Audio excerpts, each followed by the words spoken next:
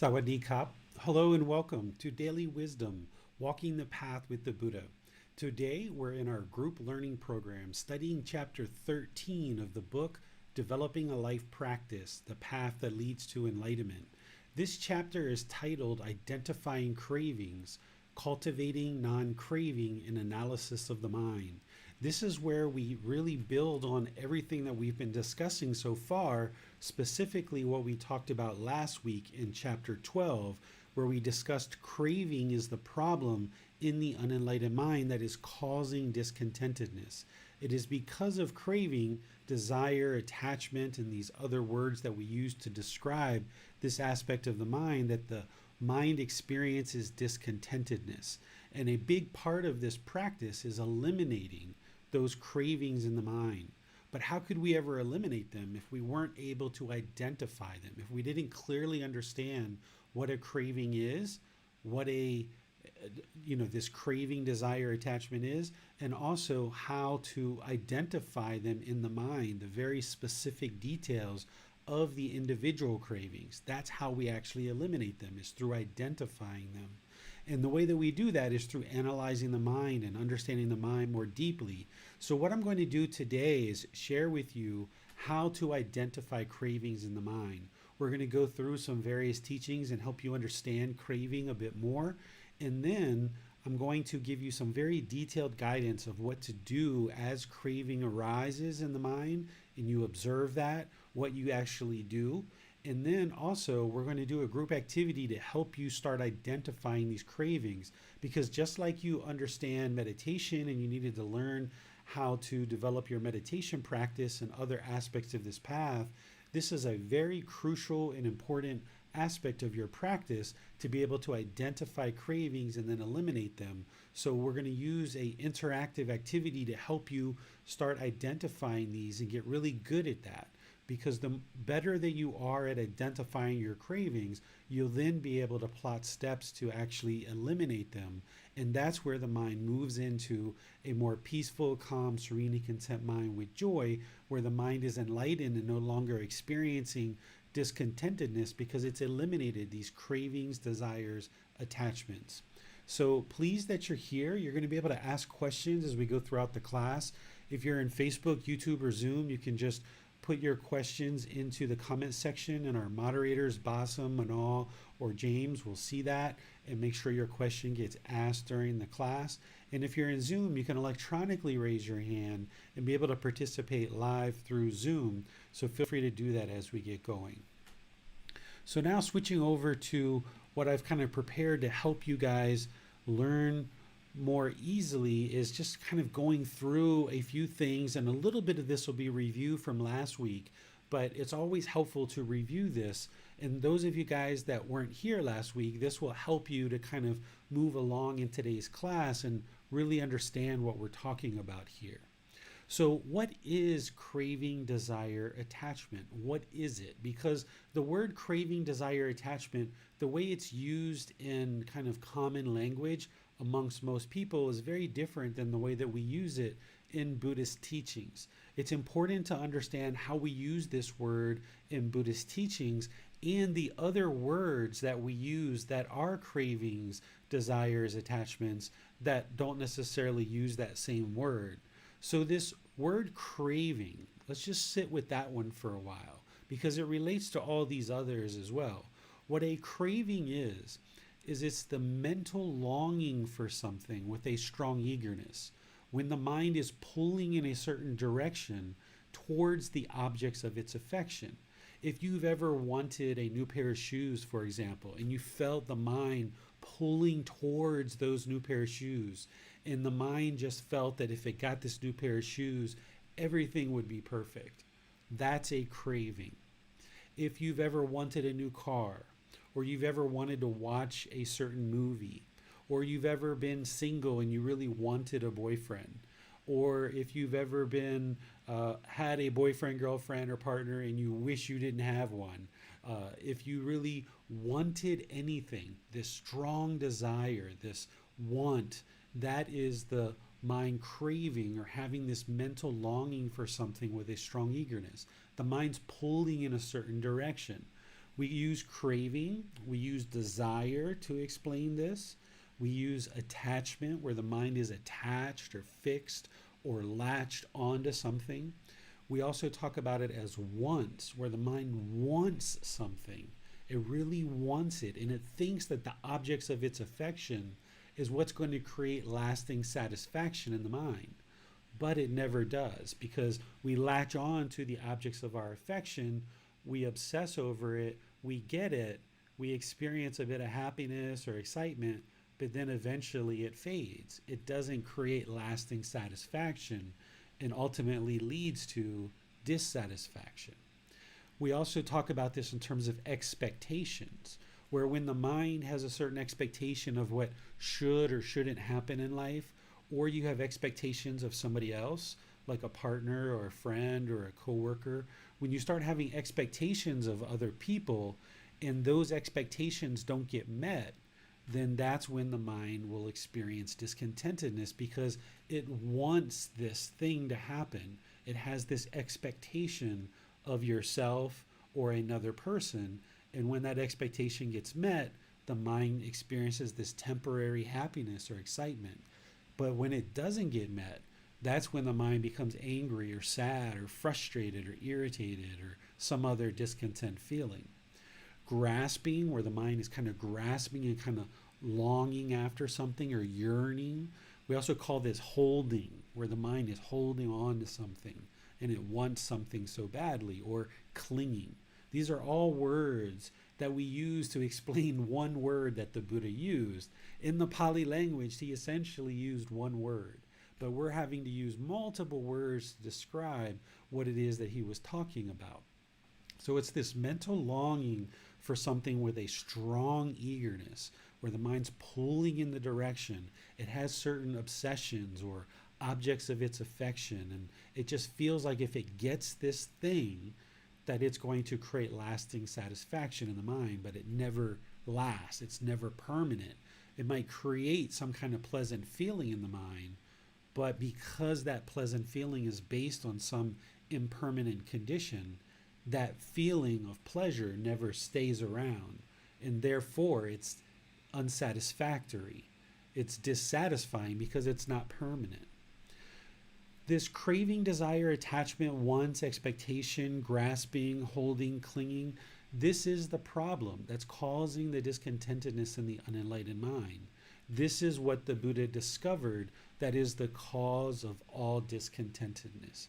If there's discontentedness in the mind, there's going to be a craving, desire, attachment, wants, expectations, grasping, holding, clinging, something in the mind. The mind is having this longing, this yearning, this strong eagerness. If there's discontentedness of any type, either painful feelings, pleasant feelings, or feelings that are neither painful nor pleasant, it's coming from this. And this is what we look to in order to eradicate or eliminate discontentedness, because the cause is this craving, desire, attachment. So since that's the cause and it's being caused by our own mind, this longing with a strong eagerness, when we train the mind to not do that, then the mind can reside peaceful, calm, serene, and content with joy. But the mind, the unenlightened mind, is not in the middle. It's holding something too tight. It's grasping, it's yearning, it's longing for something. Or it's either, doesn't really care. It just lackadaisical or lazy. And that's why the mind is experiencing this discontentedness. And it's only when we bring it to the middle that we can then experience this permanent peacefulness, permanent calmness, permanent serenity, permanent contentedness, and permanent joy. Craving, desire, attachment is the first of the three poisons. If you remember back to chapter 8, we talked about the three poisons, the three unwholesome roots, or the three fires, all different ways to refer to the same thing, which is craving, anger, and ignorance. These are the three kind of high-level problems in the mind that are causing the mind to stay in the unenlightened state. And it's not until the mind fully eradicates craving, anger, and ignorance, or unknowing of true reality, that we eliminate the unenlightened mind and we move to this enlightened mental state. This is also called greed, hatred, and delusion. And these three poisons have specific antidotes that are described in chapter 8. And that very first poison of craving, desire, attachment, so far I've given you the antidotes of breathing mindfulness meditation and practicing generosity. But today is all about identifying what the cravings are and taking active steps beyond breathing mindfulness meditation and generosity to actually eliminate the craving, desire, attachment. When we take those active steps beyond just the generalized training of breathing mindfulness meditation and generosity, by taking those active steps, we can actually eradicate these cravings much more actively and much more readily rather than just having the generalized training. But you need the generalized training to happen and be ongoing and consistent in order to be able to apply this solution that I'm going to talk to you about today. Craving is described in the Four Noble Truths as the cause of discontentedness. And because it's the cause, that's what we need to eradicate in order to move the mind to this peaceful, calm, serene, and content mind with joy. Craving is the fuel that causes rebirth. If there's any kind of longing or yearning or strong eagerness or objects of your affection at the time of death, there will be rebirth, where the being will be reborn back into one of the five realms of existence. Now, the goal is to eliminate craving, desire, attachment long before death, because by you eliminating craving, desire, attachment in the mind will experience this enlightened mental state and you will get to enjoy it for the rest of your life. It's what the Buddha described as beyond pleasure and pain. This enlightened mental state, it's beyond pleasure and pain. Sometimes we think that we need to hold on to the pleasure, but that's just temporary pleasure. Once you attain this enlightened mental state, it's beyond pleasure and pain. And you can experience that for the rest of your life, the more and more that you train the mind. And having done so, you will experience this peaceful, calm, serene, and content mind with joy and no longer experience rebirth. But you can also eliminate these cravings gradually over time. And some people don't eliminate all their cravings until the actual time of death. So you can actually attain enlightenment during your life or at the time of death when all craving has been extinguished at that point. But like I mentioned, the wise practitioner would take an active role in eliminating craving, desire, attachment long before death so that you can enjoy the mental state of enlightenment, never experiencing discontentedness ever again for the rest of this life, so that you have 10, 20, 30, 50 years of being able to enjoy your existence in the human realm. So let's see if there's any questions here about what is craving, desire, attachment. Remember, you can put your question into Facebook, YouTube, or Zoom. Our moderators will see that and get your question asked, or you can raise your hand electronically in Zoom and ask any questions that you have. Can we have craving, David, for positive things, such as towards the teachings or towards our family? Yes, indeed. There's no such thing as a wholesome craving. A craving is always going to produce discontentedness. So, for example, let's just say you have this craving, this desire for one of your family members or your life partner to be a certain way, and you really would like to see them get a new job, for example, and get more income.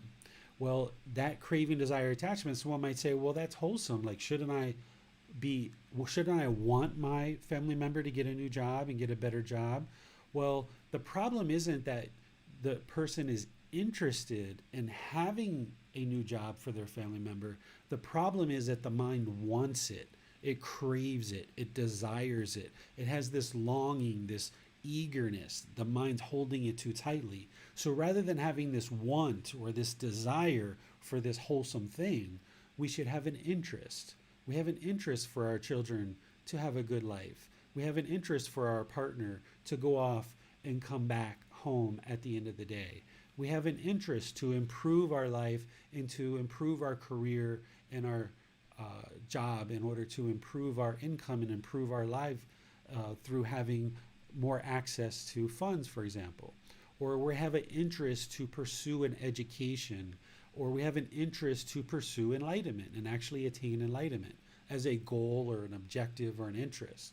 But if the mind craves it, if it has this longing for it, this yearning, this strong eagerness, that's when it's going to cause itself to be discontent because it's having this constant yearning for something. So that's where the Buddha talks about bringing the mind to the middle, where it needs to be able to pursue things like enlightenment with determination, with dedication, with diligence, but not wanting it and craving it so badly. Thanks, David. Let's get a Bassam now for our Zoom questions. Thanks, James. We have a question from Amina. She says, Teacher David, is the essence of craving not being able to let go? Once an object becomes a craving, then it goes for wholesome to craving. I would like to have a relationship with my father, but I have finally let go of craving it. If it happens, okay. If it not, that is okay also. That is okay too. Is this a correct assessment? Yes, that would be where the mind's in the middle, where I'm interested in having a relationship with my father, and if he's open to that, then great. I will be pleased to have a relationship with my father. But if he doesn't want to have a relationship for any reason, then that's fine too, and I will be content and peaceful with that. That would be in the middle. Whereas if the mind wants it and wants it and wants it, and then dad doesn't want it, now the mind's going to be angry or frustrated or sad or feel guilty or shameful that dad doesn't want to have a relationship. Or if the mind really wants a relationship with dad, craves it, desires it, longing for it with a strong eagerness, and dad wants to have one too, then we get excited and elated and thrilled. But then that wears off and it wanes. And then we're left with this real struggle that we have to have this challenging relationship, and it's a real difficulty to have this relationship, and the mind isn't really interested in that difficulty. It doesn't understand that part of a relationship is to work through the relationship and meet the challenges and struggles. The mind just wants those pleasant feelings, so it kind of sets itself up to fail as soon as craving, desire, attachment, that mental longing, strong eagerness for a relationship with dad comes into the mind. It sets itself up to fail, because if it gets the relationship, then it has this temporary happiness, but ultimately ends up with sadness or frustration. Or if it doesn't get a relationship with dad, then it ends up with that sadness, anger, frustration. So a better approach is what you're talking about, Amina, where the mind is interested, would be pleased to have a relationship with dad, but if he doesn't want to have one, then that's okay too, and I will just learn to be content with that decision and go on with my life, because recognizing that his decision to not have a relationship with me is his decision, and there's nothing you can do to control that. So that would be what somebody who's practicing these teachings needs to come to. When there's craving, desire, attachment in the mind, there's this longing and strong eagerness. What we tend to want to do is control things. And this becomes detrimental. And this is why it produces unwholesome results for us, is that we try to control the things around us. And when we try to control things, it never works out to the way we expect. And that's why we end up also with sadness, anger, frustration, guilt, and shame, because the more we try to control things, the more things don't go our way, and we just end up driving people away from us. So whenever there's this craving present in the mind, and anybody who has an unenlightened mind is going to experience that, whenever there's this craving, desire, attachment in the mind, then it's going to produce unwholesome results. Even if it's for something wholesome, like having a relationship with your dad is a wholesome thing. But when the mind is longing for it, then it's going to produce certain decisions that are counterproductive. And it's better to reside in the middle and be able to be content and peaceful if there is a relationship and if there isn't. And that's where the mind is now liberated from craving, desire, attachment. It's no longer being controlled by this mental longing and strong eagerness. We have a question that's come in from YouTube, David, from T. Harris. Is it wise to finish our cravings and desires with awareness versus just trying to drop them? There's active role that you need to take in order to eliminate your craving, desire, attachment, and awareness is part of it. And that's what we're going to be talking about today, is how to build that awareness.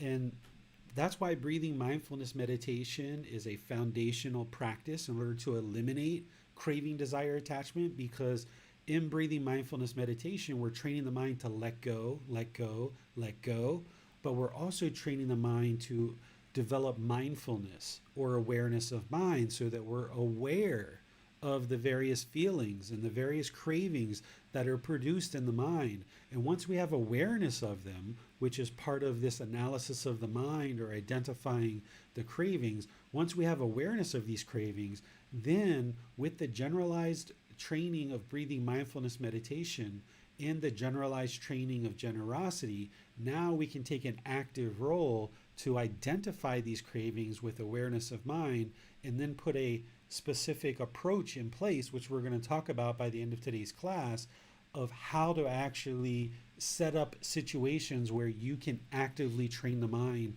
to let these go. And none of these cravings are really going to just poof and magically disappear. There has to be some effort behind it.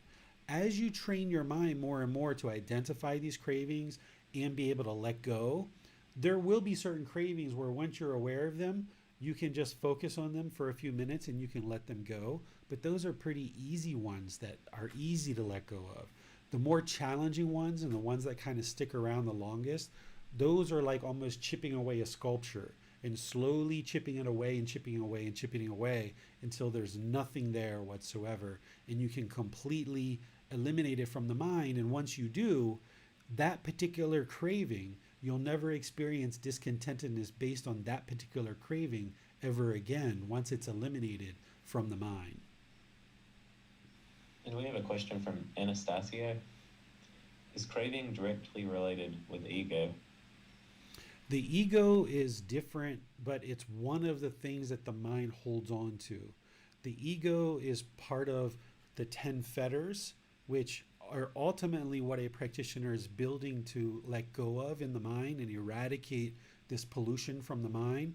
But it wouldn't be able to do that until it does all this preliminary work as part of the Eightfold Path that we build up to kind of soften the mind and then ultimately be able to dissolve the ego.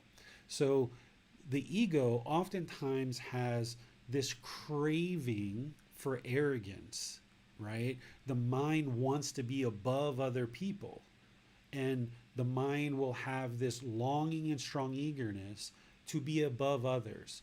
Or with the ego, the mind will have pride, where the mind wants to be very prideful. It wants, right, this longing and strong eagerness, this object of its affection. It wants to be very prideful about things. So what we talk about and we kind of describe as the ego, there's actually much more detail in there of what the individual cravings are that are kind of collecting into what we call the ego. And in chapter 16, which is 3 weeks from now, we're going to be talking about the ego and how to actually dissolve the ego. So we're going to talk about it in a lot of detail and then talk about how to dissolve it. But inside the ego, there are specific cravings that the mind has. And that's why this is before we talk about the ego, because we need to build up this practice slowly and gradually to get to the point where the mind is willing and able to let go of all the various cravings that are in the mind. Thank you, David. Those are all the questions we have for now. Okay, so let's go to the next thing that I prepared to share with you guys, which is discussing how this is the number one goal of the path to enlightenment, is to eliminate discontentedness. This craving, desire, attachment is how to eliminate the discontent mind. Now, the overarching thing that is keeping the mind in the unenlightened state is what we call ignorance or delusion or confusion, the unknowing of true reality. The mind is unknowing, it's unaware, it doesn't understand what it doesn't understand. So, for example, the unenlightened mind doesn't understand that it's causing itself to be discontent.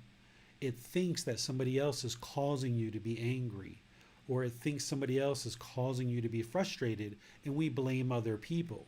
But when you learn the Buddhist teachings and you start eradicating the ignorance through cultivating wisdom, acquiring this wisdom, then you can slowly start to see and eradicate this ignorance, starting to see that it's actually craving, desire, attachment that's causing the discontentedness.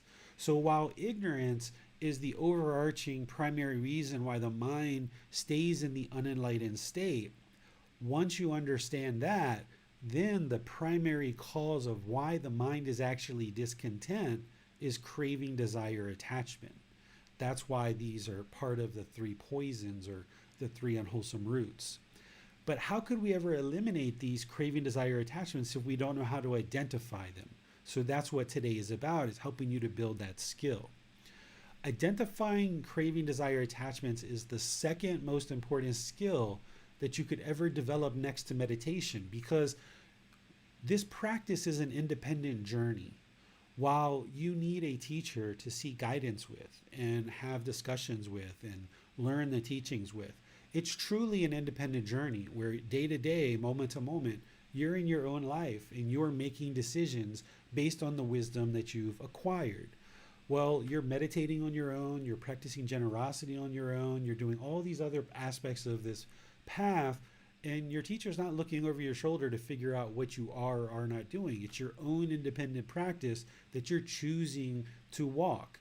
Your teacher can't point out all the individual cravings that you're having. But as you're developing your meditation practice, just like you come to your teacher to seek guidance to develop that, you need to seek guidance and understanding how to identify your cravings. And the more that you build this important skill, then on your own, you will be able to identify more and more of your cravings.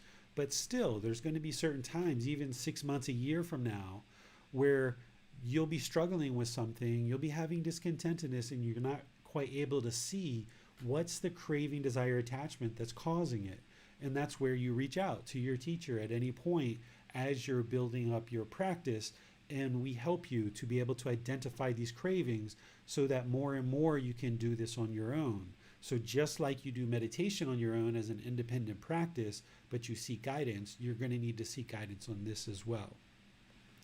Breathing mindfulness meditation is training the mind to let go of the craving, desire, attachments in general, but it's through identifying the cravings through awareness of mind or right mindfulness.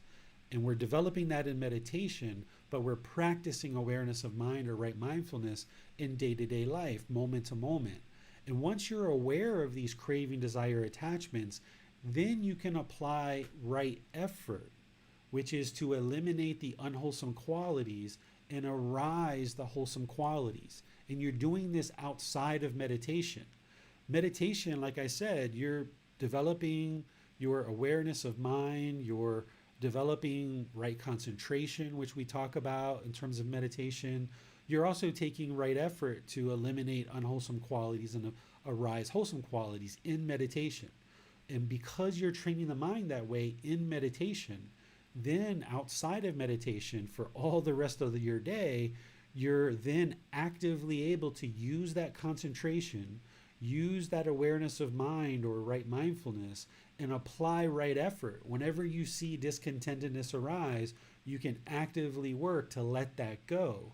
Because in meditation, you're actively training the mind over multiple sessions to let the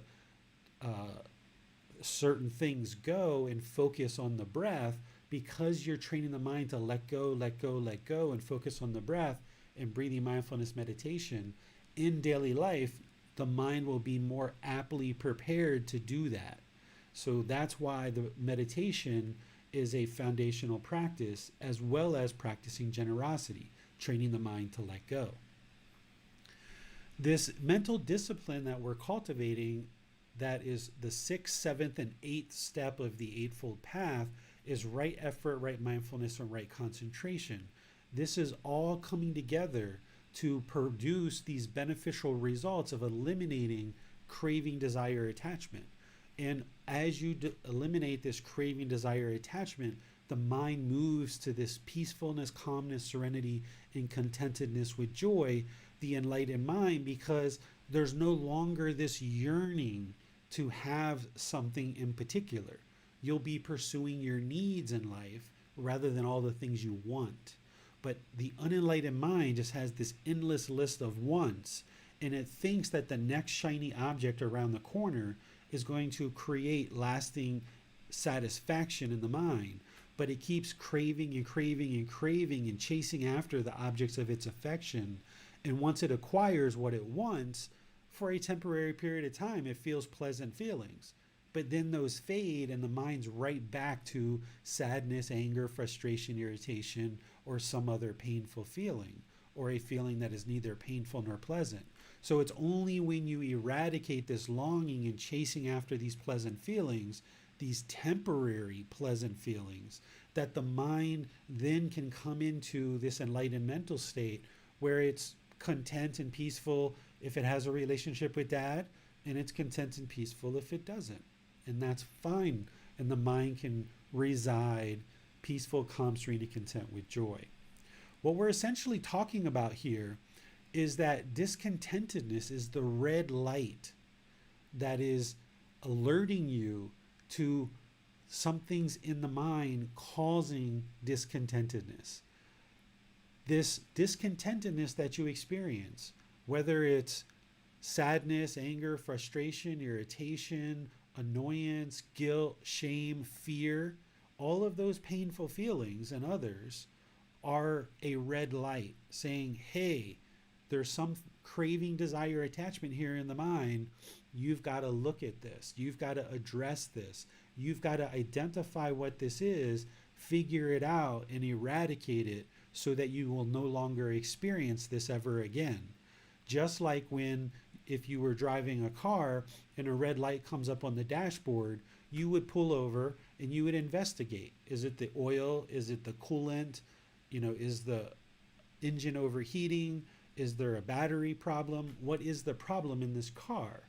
And sometimes you can figure it out yourself. Sometimes you have to take it into the shop. Same thing. When the mind experiences discontentedness, you've got to reflect on that and you've got to figure it out, because that's the red light. And sometimes you can figure that on your own. Other times you have to reach out to the teacher and seek guidance and ask for help. Sometimes even if you think you figured it out, you still might want to consult with a teacher and get help to identify what are your attachments that are causing this discontentedness. So just like we experience painful feelings, go back, James, just like we experience painful feelings that are a result of craving, desire, attachment, we also experience pleasant feelings or happiness, excitement, and elation, thrill, euphoria, because of craving, desire, attachment.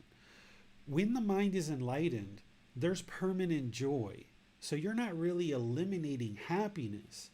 You're eliminating conditioned happiness, where your happiness is based on some condition.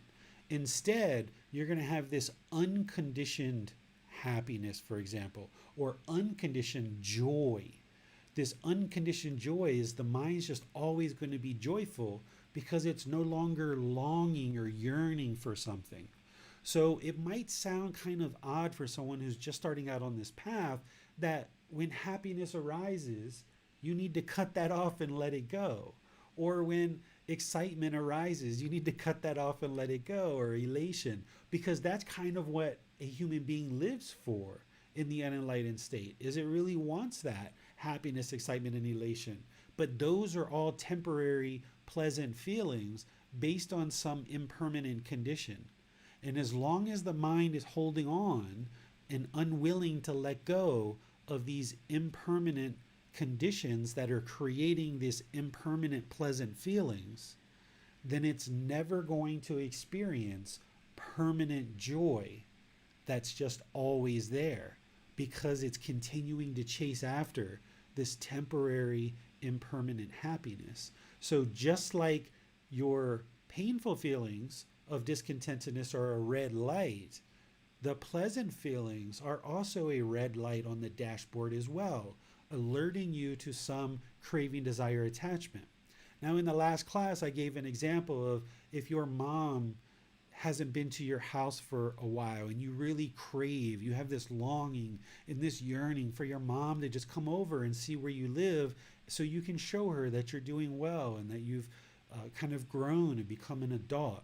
Well, if you have this longing and strong eagerness for mom to come over, if mom comes over, the mind experiences the happiness, excitement, and elation because the mind is longing or yearning for it, right? It doesn't mean there's anything wrong with mom coming to your house, because that's something that we should be interested in. We would be pleased to invite mom over, bring her over to our house, show her around, and help her see what's going on.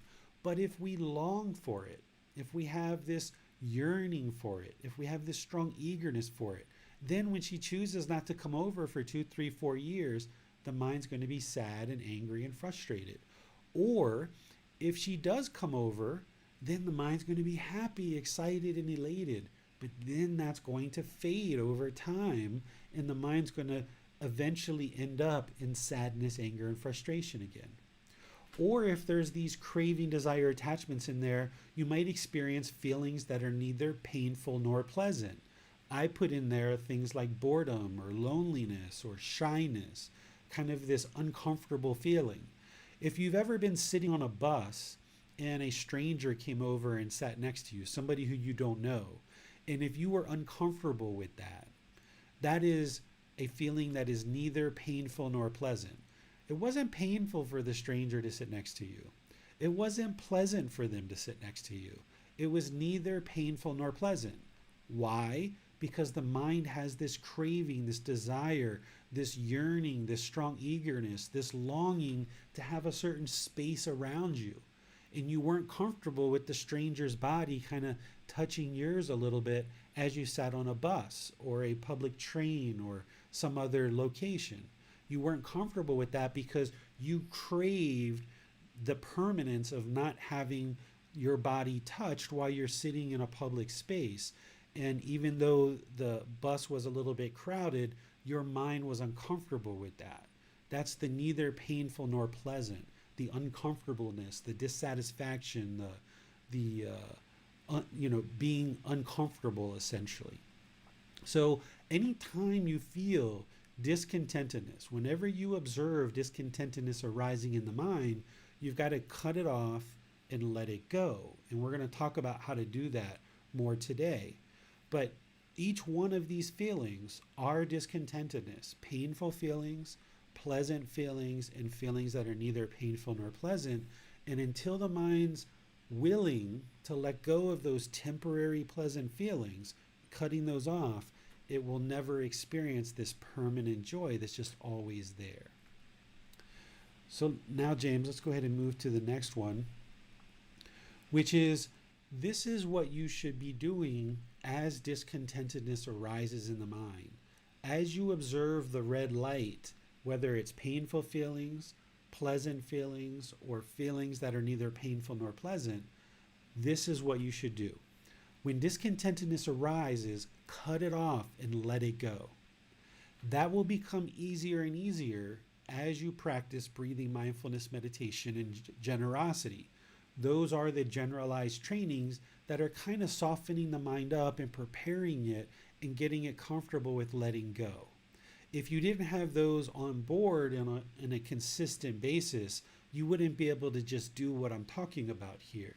So it's only when you develop this practice over a consistent long-term period of breathing, mindfulness, meditation, and generosity that they generally kind of train the mind so that then, as you observe the painful feelings, pleasant feelings, or feelings that are neither painful nor pleasant arising, you can cut them off and let them go.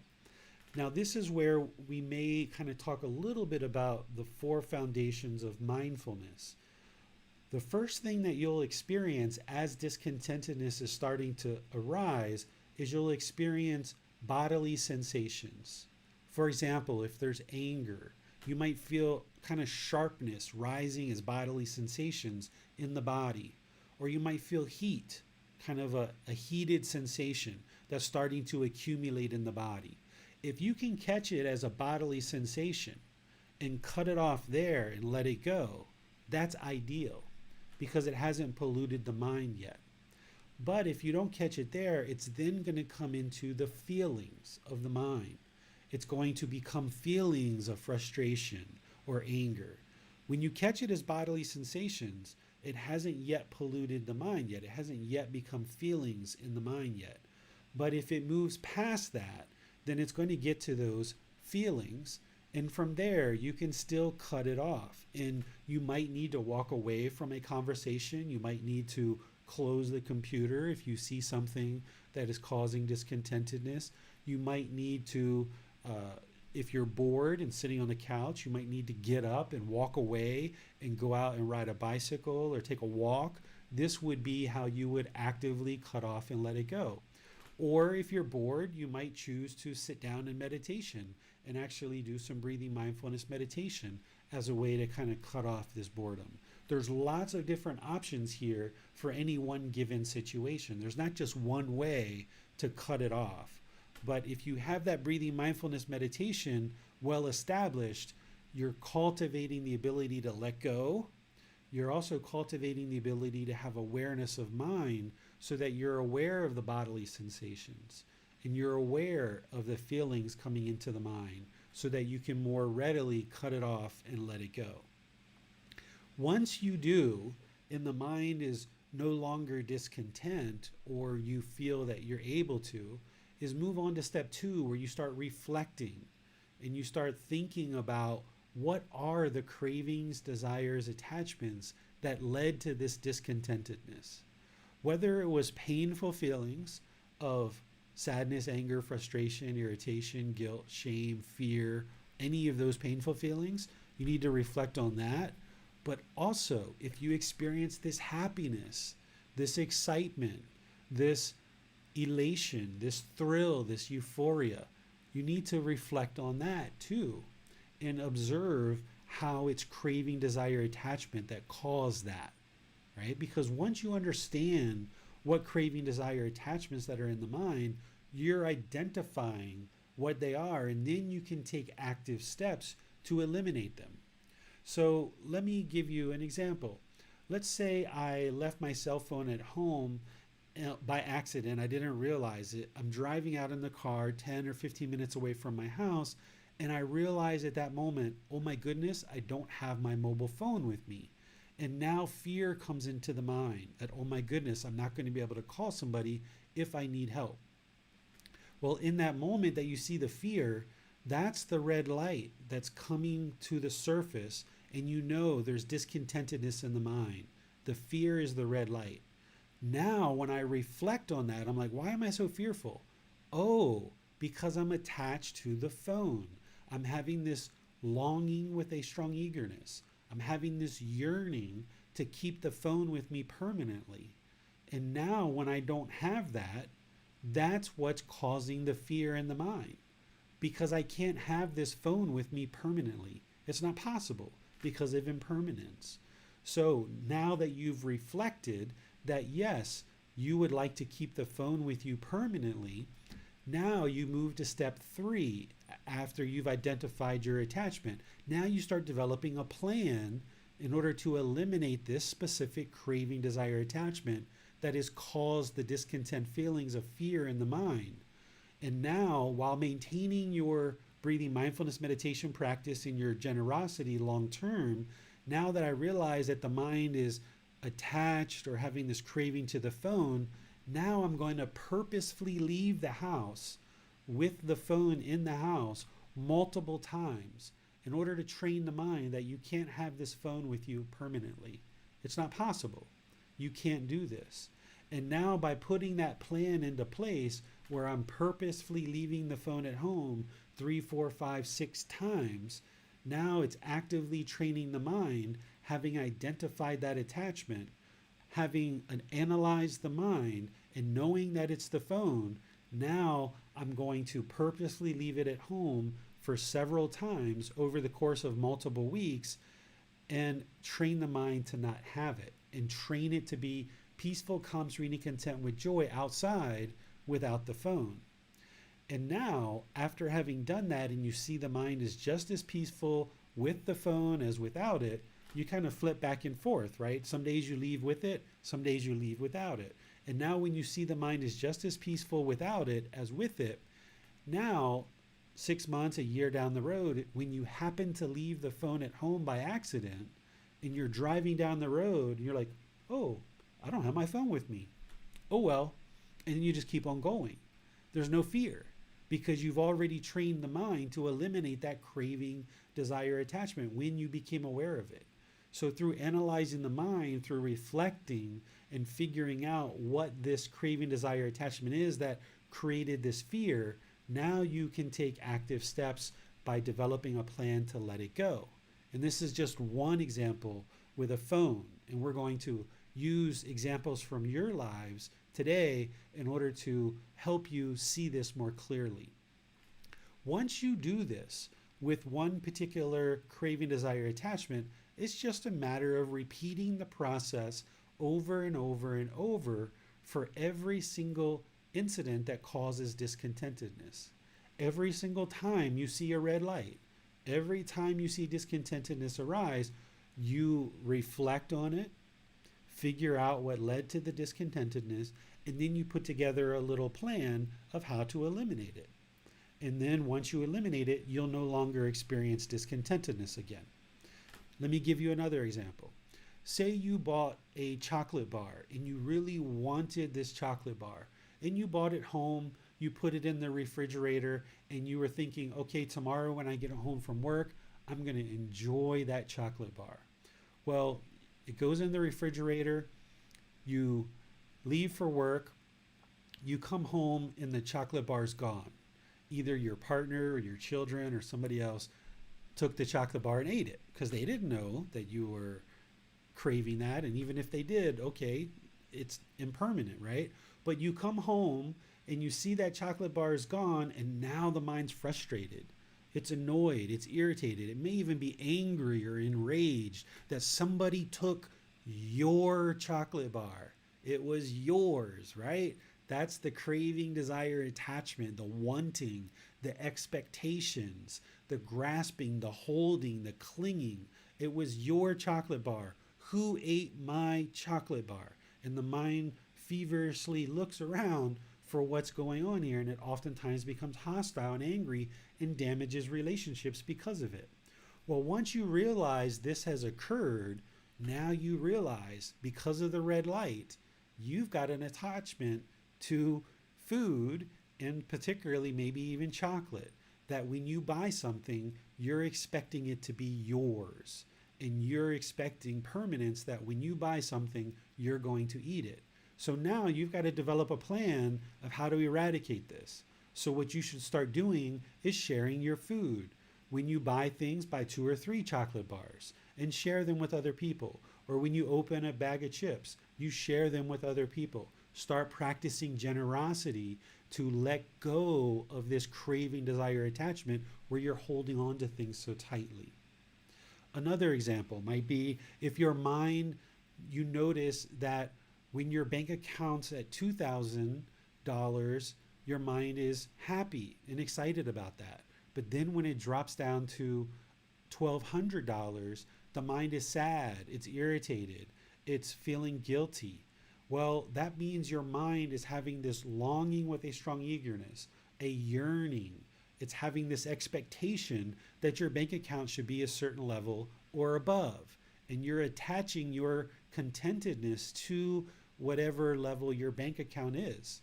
So once you see that red light that your mind is experiencing any kind of discontentedness related to the bank account, that reflection helps you to see that your mind is having craving, desire, attachment, leading to discontent feelings based on the amount of money that's in your bank account. Well, now you develop a plan. Maybe you take your bank account up to $2,000 or $3,000, but then you purposefully let it drop down and you train the mind to be just as peaceful, calm, serene, and content with joy, no matter what the level of your bank account is. And this is going to take time. You're not going to be able to just drop your bank account once and the mind's completely cured of this craving. You're going to have to deal with this and kind of let your bank account go up and down for a while until the mind's finally not obsessed about constantly checking the bank account, right? So there's all these different cravings that are in the mind that once you train the mind to let go of them, that then it won't experience discontentedness related to it.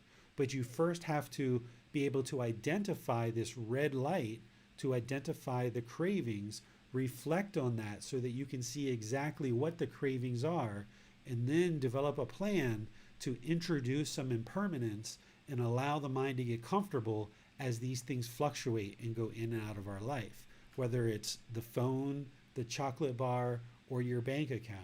You've got to get comfortable with the impermanent nature of these things coming in and out of your life, because the craving, desire, attachment, the mind's trying to hold on to it and it's craving permanence, but it's never going to get that permanence with related to the phone.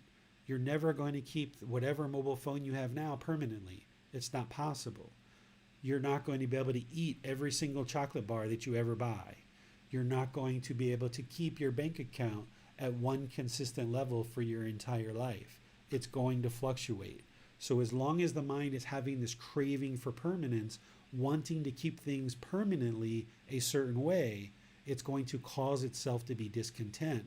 So you've got to introduce some impermanence where you allow these things to fluctuate and kind of distance the mind from it so that you can let go and train the mind to no longer have these longing with a strong eagerness or this craving, desire, attachment. So let's pause here and see what questions you guys have, and then we'll go on to our group activity in order to help you guys see this even more clearly.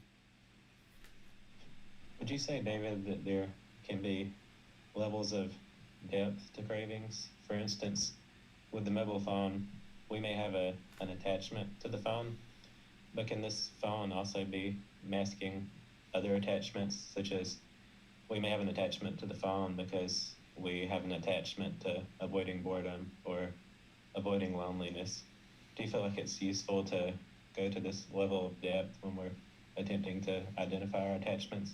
Yes, that's the thing that I was going to talk about next, which is there's typically more than one craving, desire, attachment when there's any one particular experience of discontentedness. So using this one with the phone that James brings up, if there's fear that arises, we know it's from the phone, for example, but it can also be a fear of boredom or loneliness. It could also be a fear of your own death or something that's going to happen to you physically, or it could be an attachment to your wife or your partner or your children. So you can oftentimes have 3, 4, 5 attachments, even more, in any one particular discontentedness. And the stronger the discontentedness, the more craving, desire, attachments that are typically there and layered in. This is why as you learn and progress on this path, discontentedness becomes tempered more and more and more as you shed away and peel back those layers of craving. And there's only one craving in the mind related to that phone. You'll just be like, I left my phone. Oh, that's too bad. I got to fix that. I feel a little bit of concern that I left, or I feel a little bit of worry that I left the phone at home. Where if you're like, oh my goodness, my phone, oh my phone, and you're like really enraged or you're really upset, then there's usually multiple layers of attachments. But as you start peeling those back and you get into the jhanas, you get into the first, second, third stage of enlightenment, this craving, desire, attachment has been significantly diminished and shrunk. So that's why the strong feelings will gradually dissipate to the point where eventually the mind will be 100% peaceful, calm, serene, and content with joy all the time. But you've got to, as you do this reflection, there's oftentimes more than one craving, desire, attachment there. And if you're enraged or you're super angry or you're extremely fearful or you're having real strong feelings about any one particular thing, so the stronger this red light is, there's going to be more than one craving, desire, attachment there. Thank you, David. I noticed that Josh has his hand raised, so let's go to Josh next.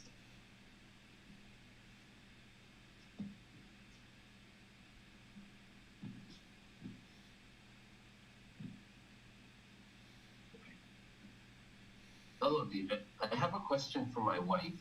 Um, in regards to eliminating, I guess, basic human desires such as procreating and having a child, is it necessary to completely eliminate that desire? Or is that not something that we need to completely eliminate because it is, I guess, deeply ingrained in human anatomy? Or is it not so much about eliminating the desire, but just about reducing the obsession with that desire? Yeah, it's important to understand how we're using this word desire, right? When we use it in common language, we just think, "Oh, I desire to have a child," right? But what I'm describing is an interest or a goal or an objective to have a child. It's like, yeah, I would like to have a child. It's something that I'm interested in doing in this life. That would be ideal. But what a desire is I want it so badly. And I will not feel complete if I don't have this child. That's a desire. So we need to eliminate that longing and strong eagerness for the child, but move it towards I would be interested to have a child. If I have a child, that would be wonderful. I would enjoy that. I'm interested in becoming a mother. But if I don't have a child for some reason, then that's okay too. And I'm going to continue this life and be just as peaceful, calm, serene, and content with joy if I don't have a child. So we're not talking about eliminating the interest to have a child or that you're interested in raising a child or anything like that. What we're talking about is that longing for it, that wanting it so badly. That's what we're talking about when we're talking about eliminating desire.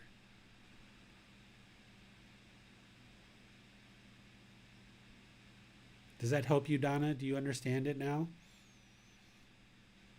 Because if not, I would like you to keep asking questions until you understand it. I don't know. I just feel like it's not something that I'll be able to do. Like, I just don't feel like it's something that I'll ever not crave. That's I just don't feel like that's realistic. yeah, that's the way we often feel when we just start out on this path, right? Is that your mind is only ever used to wanting this so badly. And this is one of those cravings that the mind has that's very deeply rooted. And there's essentially two different ways to eliminate a craving. One is what we're talking about here, which is cutting it off and letting it go, right?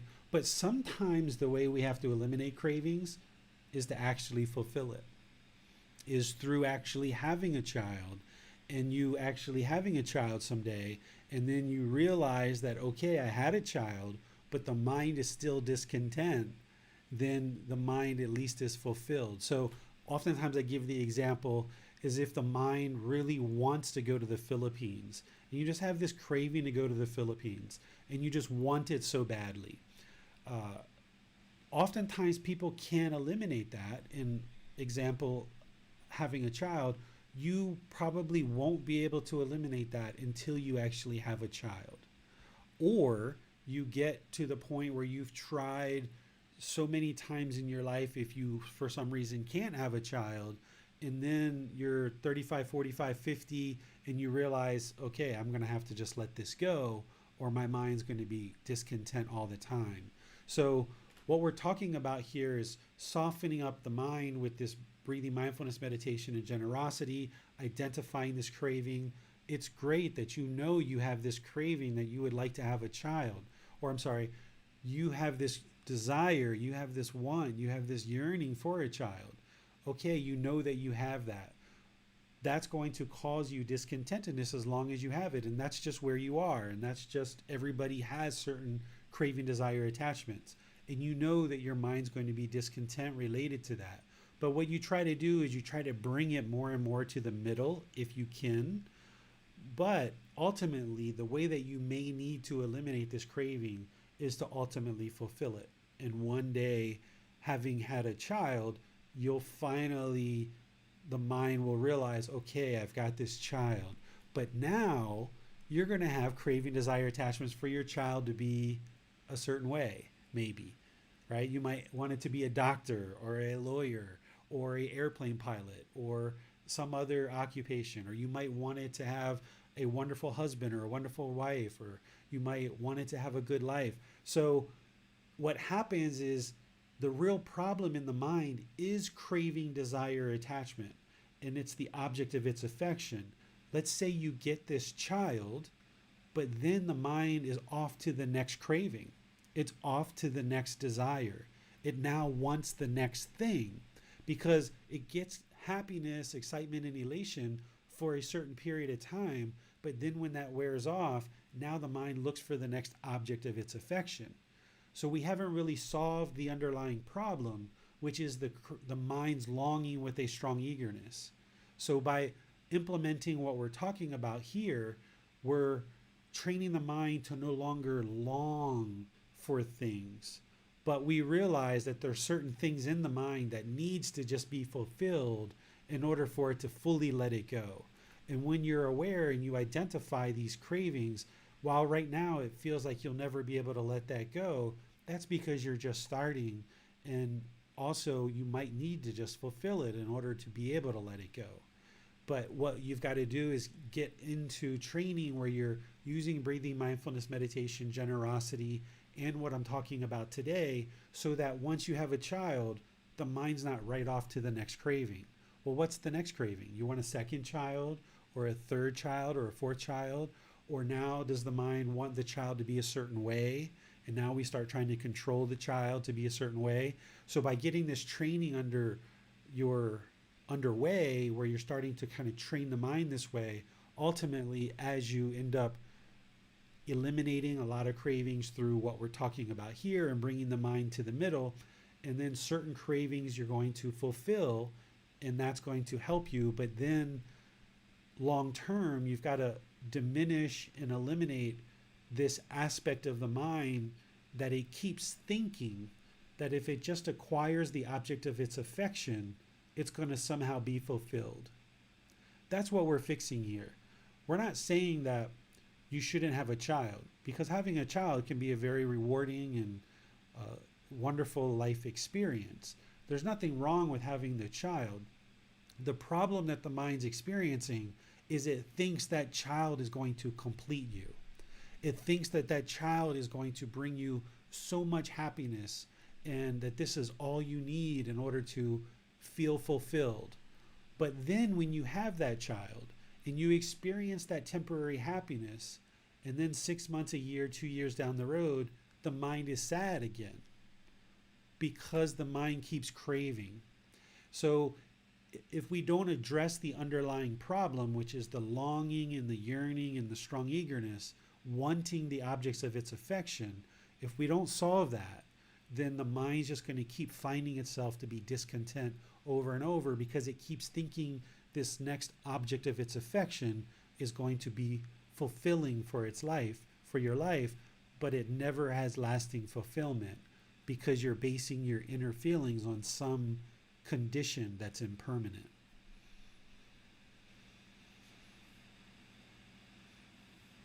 Yeah. That makes sense. That makes sense? Okay. I'm glad you're asking more and more follow-up questions, because if you don't quite feel like you're understanding, or if I've quite hit it exactly the way you need to hear it, be sure to ask follow-up questions to be sure you really get it. Okay. And then I guess with developing a plan to eliminate these cravings, unfortunately, she can't really leave her mind at home and then leave the house to practice it that way. So is there a way to actually develop a plan to eliminate the desires such as this one? Yeah, one of the things you can do is, since you know you have this affection for children and you are really interested in having children in your life, is to spend time with children. And initially that might bring some sadness, and because you really want your own. But being around other moms, being around other children, playing with other children, playing with nieces and nephews and things like this, it will help you to experience being around children and kind of filling up that a little bit. But it seems like in your mind you have this real craving, desire, attachment to have your own child, which is understandable. A lot of people have that. And So you can try to fill up the mind with as much interaction with other people's children as possible. And this is not only going to help fulfill your craving, desire, attachment, but it's going to help you to learn how to be a good mom, so that when your child comes along, you'll have had lots of interaction with children and know how to do that really, really well. So that's one way. But then, of course, training the mind with this breathing, mindfulness, meditation, and generosity is going to knock down this strong yearning and eagerness, where over time, many months, maybe years, the mind can more comfortably get to a point where you just feel like, okay, I would like to have kids. I would be pleased to have kids. It's something that I'm interested in doing. And I'm going to pursue that in this life. But if for some reason something happens where I'm unable to have children, then I'm going to need to find a way to be comfortable with that. And that might be hard to hear right now because the mind wants it so badly. But if you chip away at this over 6 months, a year, 2 years, eventually you can get to this place where the mind can be content with children or without children. And surrounding yourself with other children and spending time with other children can be one way to help you fill up that part of your life that you're interested in being around children, while you're getting all this other training underway. It's going to take time. This is a really strong craving for you, I'm sure. It is, yeah, but I understand the path and kind of how to practice what you're saying, so I'll try. Yeah. And I think, Go ahead, Josh. oh, sorry, I was going to say, I think one of her main struggles is being patient with herself and accepting that it's gradual and it doesn't come immediately and it's going to take some time. Right? Absolutely. That's a big part of it, being patient and understanding that, and just allowing you to progress in life. And I think a big part of this is also understanding that you haven't done anything wrong here, right? Because oftentimes in these traditions, we're oftentimes made to feel guilty, shameful, or fearful, as if we've done something bad or we've done something wrong. The Buddhist teachings aren't doing that. The Buddhist teachings aren't saying you're bad for having a craving for children, or that you've done something wrong for having a craving for children.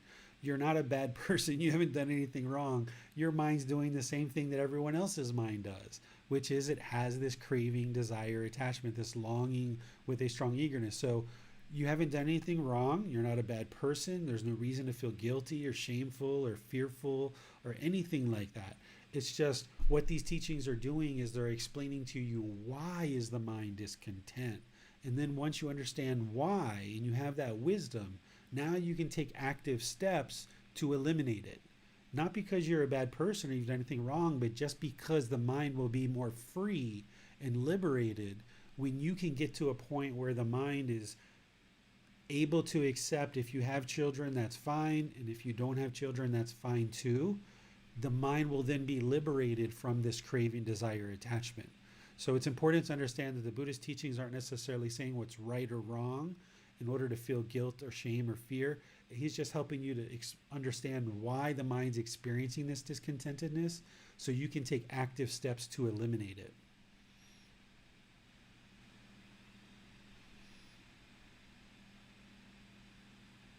Okay, thank you. You're welcome. Well, we have a question from Amina. She says, in terms of identifying feelings which are neither painful or pleasant, lately I have noticed that sometimes people on the street look at their reflections in shop windows, and it led me to realize that I have the same habit sometimes. Is this a craving to see the self, ensure that the self is there? Now that the mind is aware, will make an effort to stop this habit. Any guidance on this issue of self-reflection and a need for reassurance? Yeah, that's can oftentimes be the case, right? That we're very interested to look in the mirror and look at our reflection, and we're very concerned about our personal appearance. And this is from the self, that that personal existence view, that first fetter that the Buddha talks about. This is the mind craving, having this longing and a strong eagerness for a certain physical appearance or self image. And by not looking in the mirror or looking at your reflection, it will help you to stop identifying with this physical body as being the self. So that's a wise thing to avoid for a period of time. There's going to be certain things that you need to look in the mirror for, but looking in the mirror for, do I look beautiful today? Do I not look beautiful today? It's that I, that self-image, self-identity that the mind wants to see and wants to project, that if you continue with that, it's going to ultimately lead to discontentedness. Well, that's all the questions that we have for now, teacher. Okay, so let's move into our group activity for today, which is I would like you guys to think about a recent experience where the mind was discontent, either painful feelings, pleasant feelings, or feelings that are neither painful nor pleasant, and discuss, what caused this discontentedness. What was the craving, desire, attachments that you can see that cause this discontentedness? And then after I hear the situation, just a little bit of a summary, and then what you feel that were the craving, desire, attachments, then I will help you to see if there's any other ones there as well. And if you don't know what the craving, desire, attachments are, you can share your experience and just say, I don't know what they were, I would like some insight on this, and I will give you some insight. So it's through you reflecting on your own situations of discontentedness that you will start to be able to identify these cravings and be able to then put together a plan. So I will listen to what you share in terms of the experience of discontentedness, whether you think you understand the craving, desire, attachments or not, helping you to see that. And then I will help you by helping you put together a plan of how you might skillfully let this craving, desire, attachment go through things like what I've talked about with like the phone or other things. So if you're in Facebook, YouTube, or Zoom, you can put this into the comment section. Our moderators will see it. And if you would like to remain anonymous, just put that as well, and our moderators won't mention your name. Or if you would like to raise your hand electronically and say, hey, just yesterday, I got extremely frustrated when someone cut me off in traffic, but that guy is the one who cut me off and it's his fault. I have no idea how I caused this anger. You can say that, right? Let me know that, because the more honest you are and the more willing you are to share what's going on in your life and the various discontentedness that you're experiencing, the more help you can get to be able to see it for yourself. So whether it was sadness, anger, frustration, irritation, annoyance, guilt, shame, fear, stress, anxiety, any of those painful feelings, share what the experience was and what you feel caused it. If you experience pleasant feelings like happiness, excitement, elation, thrill, euphoria, or exhilaration, share that. And we'll look at what the craving, desire, attachments were that created that. Or if you experience boredom or loneliness or shyness or any kind of unsatisfied, displeased aspect of your day where those feelings were coming into the mind, share that experience. And then we can talk about it, helping you to see what the craving, desire, attachments are so you can get really good at this, identifying them for yourself. And then we'll talk about a plan of how to eliminate it from the mind so that you no longer need to experience this discontentedness related to those specific craving, desire, attachments. So whoever would like to go first, just go ahead and share in Facebook, YouTube, or Zoom. Or if you'd like to raise your hand electronically, you can do that and we'll talk directly.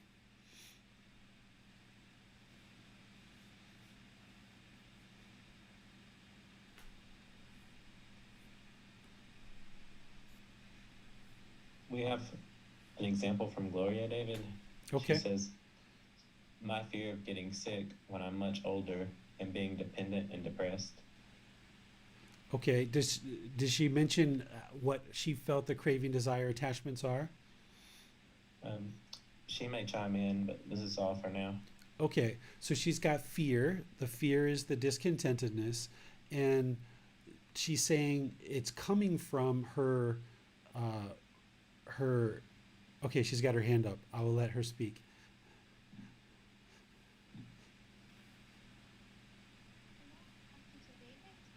I- Can you repeat the question? Yeah, so you have this fear that when you get older, you will get old and sick and not be able to take care of yourself. Okay, so what is the mind longing for with a strong eagerness? What is the craving, desire, Oh, attachment that's causing this fear? oh, I don't know if that would be a craving and attachment, but I wish when not to get not to get sick, or if I do like die quick, so not to suffer, not to suffer. And if I get older and I don't, not to get pain and suffering with sickness, and then one day maybe just wake, no, not to wake up. So Okay, that's yes. so here the mind is craving permanent health, right? The mind isn't comfortable with the fact that you're a human being and you're going to experience sickness sometimes. You can't experience permanent health. It's not possible. So, what the mind is craving, it's having this longing and strong eagerness for, is it wants permanent health, right? And the second part there is the mind wants to not feel pain, right? Again, we're not saying that you're right or wrong or you've done anything bad to have these things in the mind. It's just what the mind is holding on to. It's having this longing and strong eagerness to have permanent health and to have permanent comfortable feeling in the body and never experience any pain. So, and then there was one in there that you mentioned previously through James, is that I think you said you don't want to be dependent on other people. So you have this longing and strong eagerness for independence. So again, we're not saying any of these things are wrong or right, but we're saying as long as the mind's longing for this, as long as the mind's craving and holding really tightly that I want to be independent. I want to have permanent health. I want to ensure this body is never experiencing pain. As long as you have those wants and those expectations, that longing and strong eagerness, the mind's going to have this fear. Instead, what you've got to get to is you've got to get to understanding that the body is going to get old. The body is going to age. And I know you're 50 something, if I remember correctly. So you know the body's getting older. You're feeling the aches and pains. And you've got to accept that and understand that as part of being in this human condition, that the body's impermanent and it's going to experience sickness sometime. And sometimes there's going to be pain. And sometimes you're going to need to rely on other people for doing things, especially as you age. You're not going to be able to do things all the time. And you've got to train the mind to get more and more comfortable with this. And maybe you spend time around older people, or when you're outside, you see older people and you see how beautiful it is that when a child is helping their elderly mom or dad, how beautiful that is. And there's nothing wrong with people helping you as you age. There's nothing wrong with that. And you understand that pain is part of living in this human existence. And the only way to eliminate that is to get to enlightenment so that there's never any more rebirth. Because if you continue to be born, you're going to experience this human condition, which means there's going to be sickness, aging, and death. So you've got to train the mind to observe these things in life and get comfortable with them while maintaining your breathing mindfulness meditation and your generosity. Thank you, David. Donnie has his hand raised, so let's go to Donnie next. Hi, teacher Dana.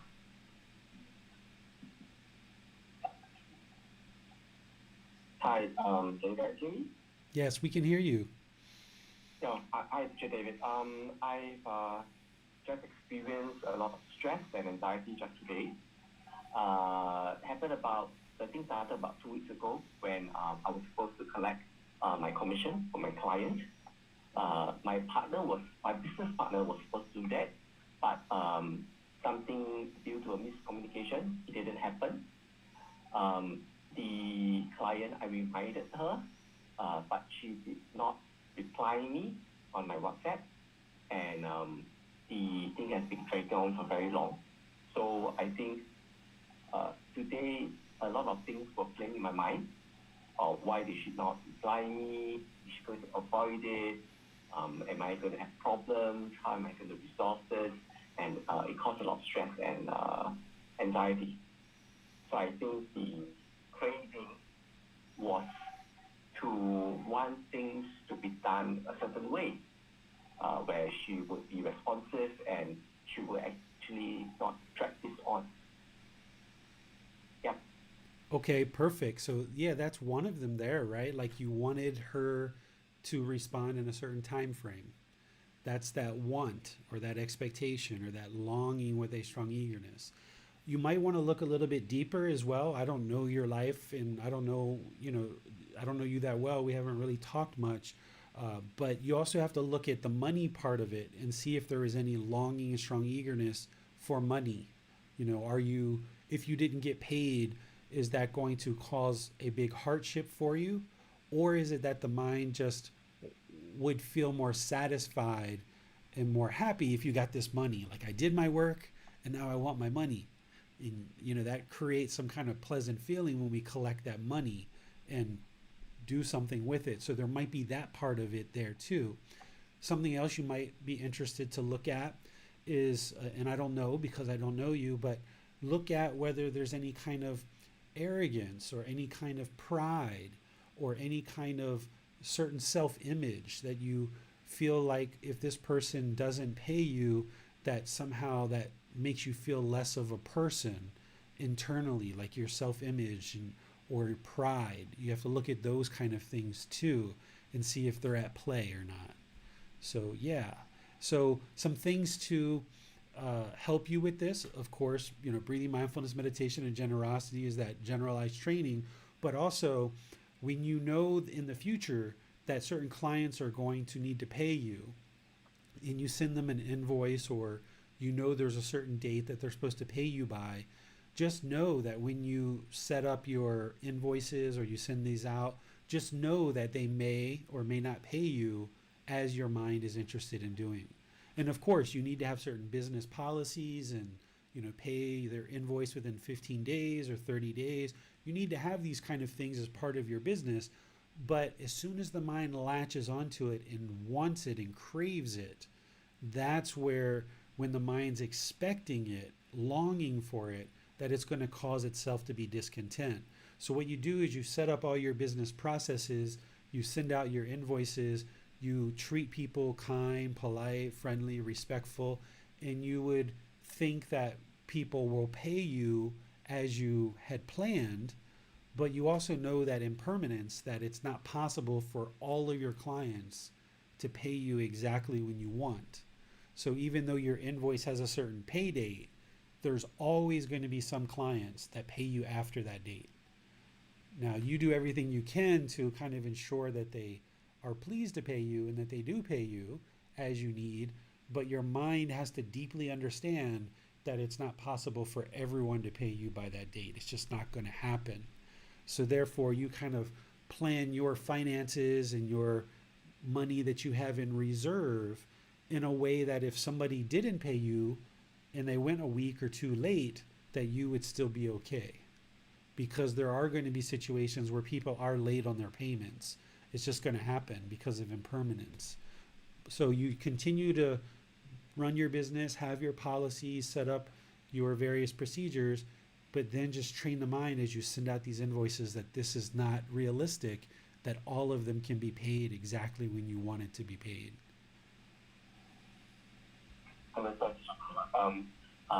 Just observation.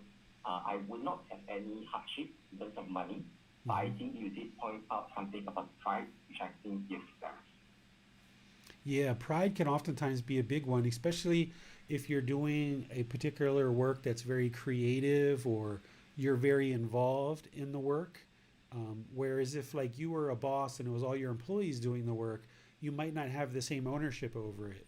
Whereas if you're deeply involved in the project, you're deeply involved with the client, maybe even if you know the client and it's been kind of like a relationship there, there's more time for the mind to kind of latch on and kind of have expectations of this person because you're deeply involved in the project and you have a certain level of comfort with this person, a certain level of relationship that oftentimes the mind can latch on more tightly and feel like, okay, there's this certain pride that if they pay me, that you'll feel that pride by getting the money and feel like, aha, I did a good job, I accomplished the work. But in reality, since there is no hardship, if you get paid by the time that your invoice says to get paid, or you get paid 2 or 3 weeks later, it's not really a big difference in terms of your livelihood and sustaining your life. But if the mind latches on and it wants to get paid by June 1st, and that payment doesn't come in on June 1st, but it wants it so badly, that's when it's kind of setting itself up to fail. Because if the payment comes in on June 3rd, it's just as applicable and it's not going to affect your livelihood. But it's when the mind latches on to June 1st that when it doesn't get it by then, that's when it gets angry or frustrated or irritated. And now the problems that we cause is now we start talking to people around us and other clients in an aggressive way, and we start treating people unkind just because of this one incident. So we've got to train the mind to not have this longing with a strong eagerness to get paid at a certain time, although we set up our processes to try to get things done in a certain way, but realize that that's not going to happen. And then when somebody doesn't pay us as we had planned, don't allow those feelings, if there's any discontentedness that arises, don't allow those feelings to be projected towards other clients or other people in your personal life, because then it's going to affect you in other parts of your life. Thank you, Teacher David. You're welcome. Let's go to Josh now, David. Sure. Hello, David. Donna and I both have situations to share. I'll let Donna go first. So I work in customer service, and I feel a lot of discontentedness when customers yell at me, because I just want to be respected and I'm just trying to help. So I experience a lot of anger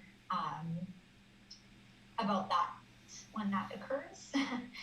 And I do try to make sure that, like, when the next customer walks in, that I don't take out my frustration on them. And I think I'm getting a little bit better about that, but I'm still specifically angry towards that one person. Sure. So this is yet another example of how the mind experiences this discontentedness because it's craving permanence. In this situation, the mind is craving that all my customers should be respectful. Again, we're not talking about what's right or wrong, right? Because of course it would be wonderful if everyone in the world was completely respectful. But because of impermanence, that's not going to happen.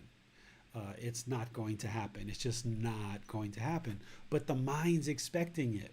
It's wanting it. It's having this longing, this yearning, this strong eagerness for everyone to be respectful. And when you don't get that permanence, that's when the mind becomes angry. Also, there's a certain self-image or a certain pride or arrogance, same thing we talked about with Donnie, that the mind feels like, okay, if this person's yelling at me, that means my coworkers and the other customers are probably going to look at me in a bad way, in a negative way. What you've got to train the mind to understand is that person yelling or being upset, that's their own lack of wisdom, their own lack of moral conduct, and their own lack of mental discipline. In the situation where you're doing the best that you can do, their mind becoming angry and irate is because of their craving, desire, attachment. Their craving, desire, attachment is, I want my car fixed now, right? They're having this longing and strong eagerness to get their car fixed. So it's producing anger in their mind, and they're using wrong speech and trying to yell at you, right? So you've got to recognize it for what it is they are causing their own discontentedness because of their own lack of wisdom. They don't realize that craving, desire, attachment is causing their discontentedness. And they don't have the moral conduct. They don't have right speech to understand that they are causing themselves harm by talking to you that way. Because you're going to be disinterested to help them when they talk to you that way. So they're causing their own self-harm because of their lack of moral conduct and their lack of mental discipline, because they don't have right concentration, they don't have right mindfulness, they're not applying right effort, they're lacking mental discipline, they're just causing themselves all this harm.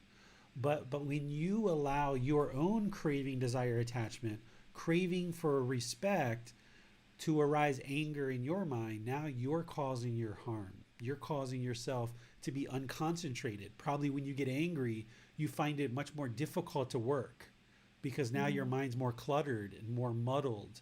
Whereas if you recognize it for what it is, which is they're causing their own discontentedness, and you can maintain your calmness and your composure, now you'll be able to function in your job with much more of a clear mind. So what you've got to do is when people are yelling at you or when people are being disrespectful, you've got to handle that in whichever way your boss has trained you to handle it. But in your mind, you've got to recognize it for what it is. You've got to see true reality. And what true reality is in this situation is they are causing their own discontentedness. They're lacking wisdom, moral conduct, and mental discipline. And while you need to do your work and do your job, you don't need to get angry. You can just stay calm and peaceful, but you have to train the mind to be able to do that. And that's where breathing, mindfulness, meditation, and generosity is helpful. And then the better that you speak with right speech and all the other teachings of the Buddha along the Eightfold Path, you'll find that your interactions with people will become a lot easier. So do you see that the craving, desire, attachment is your craving permanence where everyone should be respectful? Yes. Okay, so you've got to let that go. You've got to let that go and just know that people are going to be disrespectful because of impermanence, but also because they're lacking wisdom, moral conduct, and mental discipline. It doesn't mean that you just accept someone's yelling at you. There's many different skillful ways to address that, but without knowing how your boss has trained you to do that, I wouldn't necessarily be able to share that with you now. But maybe on a one-on-one session we can talk about this more, and we can talk about how your boss has trained you to handle it, and then I can give you some skillful ways to kind of deal with it a little bit better. But getting that breathing, mindfulness, meditation, the generosity, and recognizing that your mind's just craving permanence, that can help you to let go of the anger and reduce it and recognize it for what it truly is, which is their own lack of wisdom, moral conduct, and mental discipline. Okay. Thank you. Yep. Okay, David, we have a few situations. Oh, I'm sorry. I believe Josh wanted to go. Yeah, Josh had one as well. Oh, that's okay. My situation, we've covered this one in class so many times. It's almost comical. I bought a brand new car, and for my whole life I've been driving broken down, unreliable cars. So it was a huge change for me. So with this brand new car, I ended up getting hit by a garbage truck one day when I was parked on the street, and I was extremely sad, extremely angry, frustrated, every discontent feeling. And then I ended up finding the garbage truck company. We exchanged information, and then they refused to pay for it, which caused even more frustration.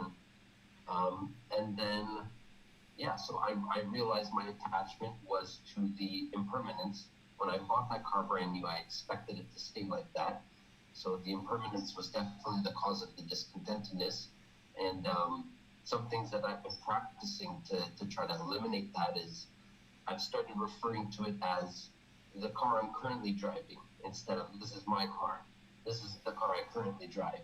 And now when, like, I used to be obsessed with keeping my car clean and washed, now I allow it to get a little bit dirty. And when I do wash it, I look for imperfections, and I find things like, oh, this is a new scratch, this is a missing chip of paint on the front bumper, and I accept that for what it is. It's impermanence. My car is going to continue to change. So. And then it happened again. And then, yeah, I recently got rear-ended again after getting that repaired from my own money. And yeah, I'm still waiting to get this one repaired now. But even in the moment it happened, my wife was with me actually, and I got rear-ended by this lady. And I got out of the car, and I immediately start freaking out. I'm like, I just paid to paint this new bumper, and I started getting frustrated. And then I remember I was standing in the middle of the road, and I remember I closed my eyes, I put my hands together like this, and I just took a couple deep breaths. And then once I took those deep breaths, I was able to come back, and then I asked the lady, are you okay? Are you injured at all? And she was kind of freaking out, so I was helping to calm her down. So yeah, all impermanence. So you cut it off there in the moment, which is good. But let's be sure you understand that it's not the impermanence that caused the discontentedness. It's that the mind has craving, desire, attachment for permanence. And when there was impermanence, because that's the universal truth, that's when the mind's craving, desire, attachment caused itself to become discontent, because it didn't like impermanence. But it wasn't the impermanence itself that caused it, because we can't eliminate impermanence. All we can do is train the mind to understand that it exists and that it's going to happen, so that when the mind isn't holding on and craving permanence any longer and it realizes impermanence, then it can become peaceful and calm, because it realized, okay, that makes sense. I got rear-ended. There's some impermanence. Let's deal with it now. Now, when the trash company didn't pay you, the mind also got frustrated there. What was the mind wanting? What was the mind expecting? I guess the mind was expecting that the garbage company would, I guess, take responsibility, and that I wouldn't experience financial hardship having to repair my car. Right. So see, this is where, again, we're not talking about what's right or wrong, because it's right for them to take responsibility and pay you. But when the mind expects it, craves it, longs for it, and it, it really wants this, it expects that every single person who hits my car is going to pay me, and they need to pay me. So again, we're not talking about what's right or wrong here. We're just talking about that's what the mind is craving, permanence, that everyone should take responsibility for every accident that they have. When in reality, there's going to be a certain percentage of the population that just doesn't accept responsibility for their faults and the things that they do. And now we can pursue, we can try to get them to pay, we can take them to court, we can do all these different things. But at the end of the day, the mind's got to find that contentedness where it doesn't crave permanence and have these expectations, because as long as it holds on to its wants and expectations really tightly, it's going to be unraveled and it's going to be shaken up. And it's going to find that it's harder to deal with the situation when the mind's shaken up that way. Where when the mind can be calm and peaceful, even in the face of impermanence, where this trash company doesn't pay you, now with a more rational mind, a more calm and steady mind, you can actually apply wisdom in order to handle this situation appropriately and have the best outcome. But if we allow the mind to be shaken up, same thing with like Donna's situation, if we allow that customer to shake up our mind and we get angry, then we can't deal with the situation in the best way in order to have the best outcome. Mm-hmm. You guys see that? Yeah. Yes, thank you, David. Okay, you're welcome. Okay, David, we have a few situations that have been described on YouTube. The first is from T. Harris. I'm trying to quit alcohol. I work construction, and after a long day in the sun, a beer makes me really happy. I don't get drunk anymore, but the failure to control my habits causes discontentedness. Okay, so this is the mind having a longing, strong eagerness, yearning to let go of alcohol. Another great example, not about what's right or wrong, because that's a really wholesome thing to get to the point where you let go of substances that cause heedlessness, and that's going to be really helpful for you. But at a certain level, you have to realize there's a craving, desire, attachment there. There's the mind longing for these pleasant feelings associated with the alcohol. And you've got to put a plan together where you gradually diminish and decrease your alcohol. So if you are typically drinking 5 or 6 beers a day after work, you need to go, where you go 4 beers for a few weeks, and then you go 3, and then you go 2, and then you go 1. You do that over multiple weeks and slowly decrease.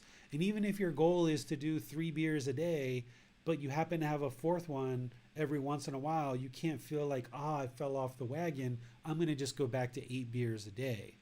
You've got to realize that the way craving gets extinguished is it's gradually over time, and you can have these little periods where the mind goes back to something for a little bit. But as long as you stay focused on what the goal is, which is completely eliminate your consumption of alcohol, that's going to produce the most clarity in the mind, where the mind can have awareness of mind. And getting rid of the alcohol will be one of the best things for you to accomplish at this point, because it's going to make everything else that you do more difficult and more complicated. So gradually diminish this in order to get to a point where you eventually have no alcohol for a long period of time. And if you need professional help, be sure to seek that as well. But this is something that you definitely need to let go of, this longing and strong eagerness for alcohol. And that'll be the best thing you can do, is to let go of that, because everything else as part of this path is going to be very, very difficult if you don't let that go. So you need to work on that one. Our next situation comes from RB3. I noticed that I crave a card game that I play. It's as if it's a drug. I've noticed this and have had to cut it off because of its addiction, not to mention the financial and time cost. I still have the craving, but I stop myself. It's like a fear of missing out, not having the latest set. It's also ego and pride by having the newest and best cards. As I have let go, I can feel a change. Okay, great. So you're seeing that very clearly, right? So this is gambling and playing cards, and how the mind is longing to be the best player, or the win, right? Getting that win, that satisfying win, or flipping over the cards and seeing the great cards, right? There's that satisfaction, but it's all temporary. It only resides in the mind for a temporary period, and then the mind's craving and craving and craving. So when you diminish that and you do the same thing like we talked about with the alcohol there, whereas if now you're playing cards 3 times a week, you can get that down to 2 times a week for a period of time, and then get it down to once a week for a period of time. And then 1 week you play, 1 week you don't. 1 week you play once, 1 week you don't play at all, and gradually fade it out like this. This is ultimately what will eliminate it from the mind. Now that we're talking about this, let's take away the financial part of it in the gambling part, and let's just say that you were playing cards, but but there wasn't any financial part to it. One of the things is that with all of these craving, desire, attachments, for some of them, once you strip them down out of your life, you can actually go for a period of time where you don't indulge in that any longer, and then you can ultimately go back to it. Not with gambling, not with substances that cause heedlessness or things like this, but let's just say like somebody's addicted to Facebook, for example, where they log into Facebook many, many times during the day. They check their notifications. They feel really good if they have 20 notifications. They feel bad if they only have 5. Or they feel really wonderful if they have 3 personal messages, but they feel bad if they only have 1, right? This is the mind having longing and a strong eagerness or craving, desire, attachment for some kind of satisfaction, that when they get attention of notifications and they get this certain personal messages, that creates some kind of pleasant feelings in the mind. Well, what this person needs to do is they need to gradually phase out Facebook, for example, from their practice. And they need to get to the point where if they're checking it 10 times a day, they move it down to 8, and then 6, and then 4, and then 2, and then eventually maybe once a day. And then maybe they go for 2 or 3 months without Facebook at all. Well, once they get to the point where the mind is peaceful, calm, serene, and content with joy, and whether they had Facebook or they don't, eventually, once the mind's let go of the craving, desire, attachment, you can actually reintroduce something like Facebook in a much more healthy way where you can interact with it, but you have now gotten control of the mind. Before, the craving, desire, attachment, the longing, strong eagerness was controlling you. But once you knock that down and you diminish it with breathing, mindfulness, meditation, with generosity, with the approach that I'm talking about now, and identifying your cravings and letting them go, and you go a consistent period of time without that particular craving being fulfilled. So maybe you go away from Facebook for 3 months or 6 months or a year.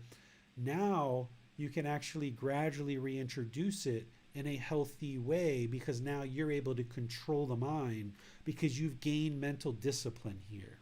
So these kind of things like this you can work with. So it's Facebook itself isn't bad or isn't anything wrong with it, but the thing is that when people's minds are craving it, that's going to create discontentedness, and they're not going to be able to attain enlightenment. So oftentimes what you have to do is you have to strip your practice down to bare bones minimum, do that for a period of time, and then when you see the mind's peaceful, calm, serene, and content with joy, and it's moving closer and closer in that direction, then you can kind of reintroduce some of these things if you like. So we're living a household life. In the ordained life, they strip their life down right from the beginning. As soon as you become ordained, you have 2 robes, you have a bowl, and you basically have a room to sleep in, and you go out on the street and people give you food. There's no car, there's no boyfriend, girlfriend, there's nothing. So they kind of get set up in this situation where their life gets very stripped down. But living our household life, we have a lot more temptations, and we have a lot more freedom to make our own decisions. So we have to have self-discipline. We have to discipline our practice to the point where we strip it down to bare bones minimum, and then go for a period of time like that, and then gradually we can introduce these things back into our life when there's no longer craving, desire, attachment. An ordained practitioner, they'll never be able to have a boyfriend, girlfriend, husband, wife, drive a car, or anything like that unless they unordain. For us, we will have all these things in our life, but we have to train the mind to let them go.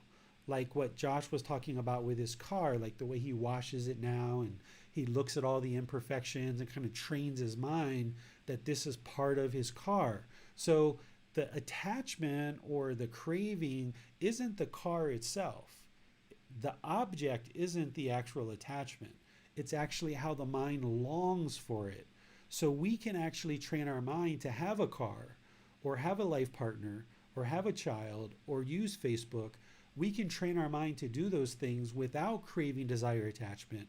But oftentimes we have to strip it down to the point where we institute things like we're talking about today in order to peel away this craving, desire, attachment, so that then these things that we experience in our life don't affect the mind in a negative way to arise discontentedness.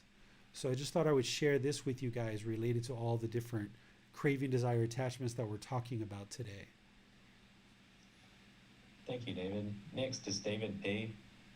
I'm quite discontent with my boss wanting me to travel to China. China is the one country I strongly dislike traveling to. How do I let my strong dislike for being in China in quarantine hotels for weeks go? Okay, so the breathing, mindfulness, meditation, generosity, that's the generalized training that it's going to take a long time with that. But also loving kindness meditation, David. I know that I'm not sure how much you've been doing breathing mindfulness meditation, but typically after about 4 to 6 weeks of a consistent breathing mindfulness meditation practice where somebody's meditating maybe about 2 or 3 times a day, and they've built up to about 30 minutes per session, that's the time to bring in loving kindness meditation, because there's a certain aversion, right? This is what we call aversion, where you're trying to push away China and you don't like it. This is caused by anger or hatred or ill will, and those are strong words. Maybe it's more like a frustration or irritation or annoyance. So the mind wants to permanently be in Thailand or permanently be in a country that you want to be in, right? You have this craving, desire, attachment for maybe Singapore or Malaysia or some other country, and you're pushing away or have aversion to China. So while you need to have your breathing mindfulness meditation and generosity underway, eventually you need to bring on board loving kindness meditation, and you need to train the mind that you're going to have to go to China sometimes. It's just the way it's going to be. So you can be in China and be discontent and frustrated and irritated, or you can train the mind to just realize this is part of life and you're not going to permanently be able to be in the places that you want to be in. You're going to sometimes have to go other places, and that's the impermanent nature of the world, that as long as you have a boss, they're going to tell you where to go, and you have to be able to accept that. So to be able to accept that, the breathing mindfulness meditation, generosity, and the loving kindness meditation is going to slowly transform the mind over many months to be able to accept this easier and easier and be able to be peaceful, calm, serene, and content with joy, whether you're in China, whether you're in Thailand, whether you're in Singapore, whether you're in the US or Canada or the UK or some other place. You're going to need to get to the point where your mind isn't attached to being in any one particular place, that no matter where you are, the mind can be peaceful, calm, serene, and content with joy. All right, let's go to Bassam now for our Zoom experiences. Well, here Amina shares saying, the mind experiences irritation when our daughter's classmate displays behavior which seems selfish and greedy when they play together at the local playground. Okay, so this is the mind craving for somebody to be a certain way, right? We want, or we expect, we desire, we have this mental longing and strong eagerness for people to play nicely with our child and be a certain way with our child. And when they're not that way, the mind doesn't like it because it's craving permanence. So you've got to let go and realize that, yeah, people are going to be disrespectful around your child sometime. That's life. It doesn't mean that we allow it to happen. Sure, we can step in, we can try to calmly, peacefully bring things to a better conclusion, but if we allow anger or frustration to arise because of what's transpiring, then we're going to be less able to handle that situation because the mind's going to be uncalm. Whether it's related to this situation or any of the others, like including David, who just talked, while we understand impermanence, that, for example, like David, you can't be in Thailand or the place you want to be permanently, or we can't have customers that are polite to us permanently, or we can't have children to play with our child politely permanently, while that's not possible. Also, this experience that we disagree with is also impermanent too. So this customer yelling at you about their car being serviced, that's impermanent. That's only going to be 5 or 10 minutes and then it's over with and you're off to the next thing. Or being in China, it's only a few weeks or however long it is, David, and then that's going to be over with.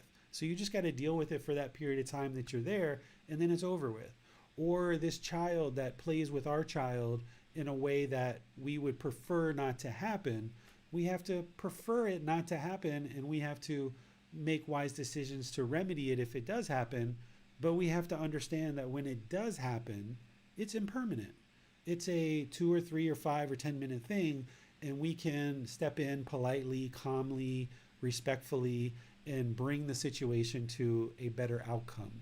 But if we step into the situation craving permanence, that nobody should disrespect my child, or play selfishly with my child, when you step into the situation craving permanence, that's when the mind becomes hostile, angry, and frustrated. And then we say things and do things that are going to make the situation worse. Or if we crave to have our customers never be angry with us and always be respectful, then when they are disrespectful because of impermanence, we step into the situation angry, uncalm, and now we say things or do things that we would prefer that we hadn't done. So if we recognize that the situation itself is impermanent, of our customer yelling at us or being in China or somebody playing with our child in a way that we would prefer not to happen, or even back to Donnie, like a customer not paying us is impermanent. It's going to be resolved at some point. This is just a impermanent temporary situation that we are experiencing, and we just need to apply wisdom, moral conduct, and mental discipline to bring it to a better outcome. And once we start applying that wisdom, moral conduct, and mental discipline, we can extinguish this situation where we can bring it to a better resolution. And the best way for us to do that is to maintain our calmness and our composure and that evenness of temper.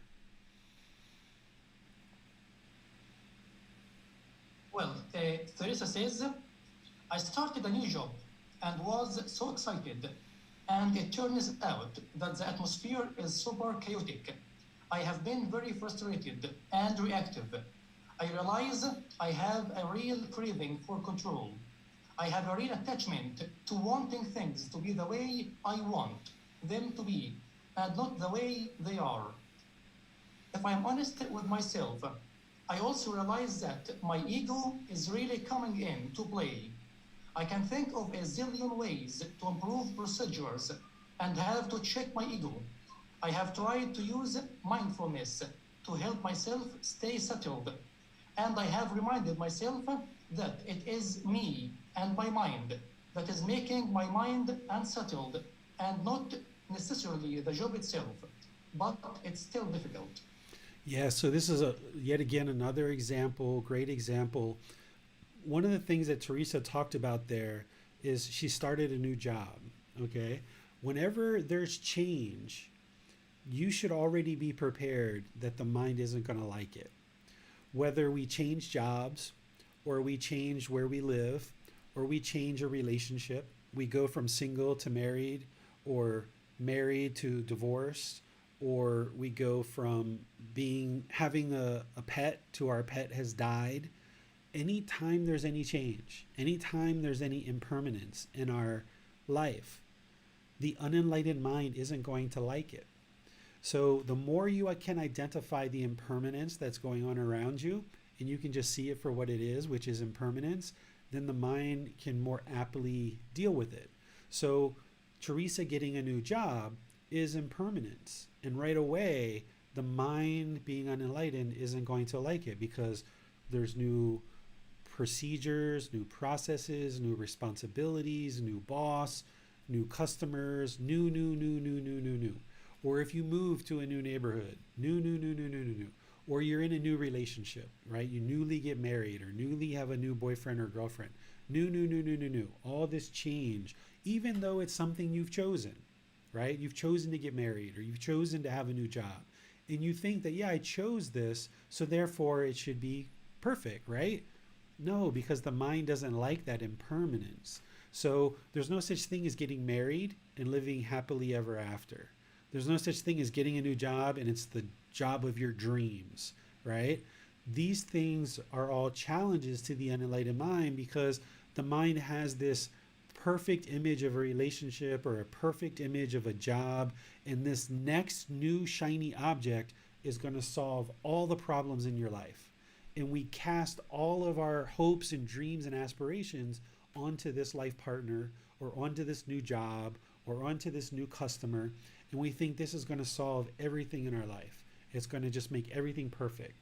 But it never does, because the mind is still longing with a strong eagerness. It's craving permanence, and it doesn't like impermanence.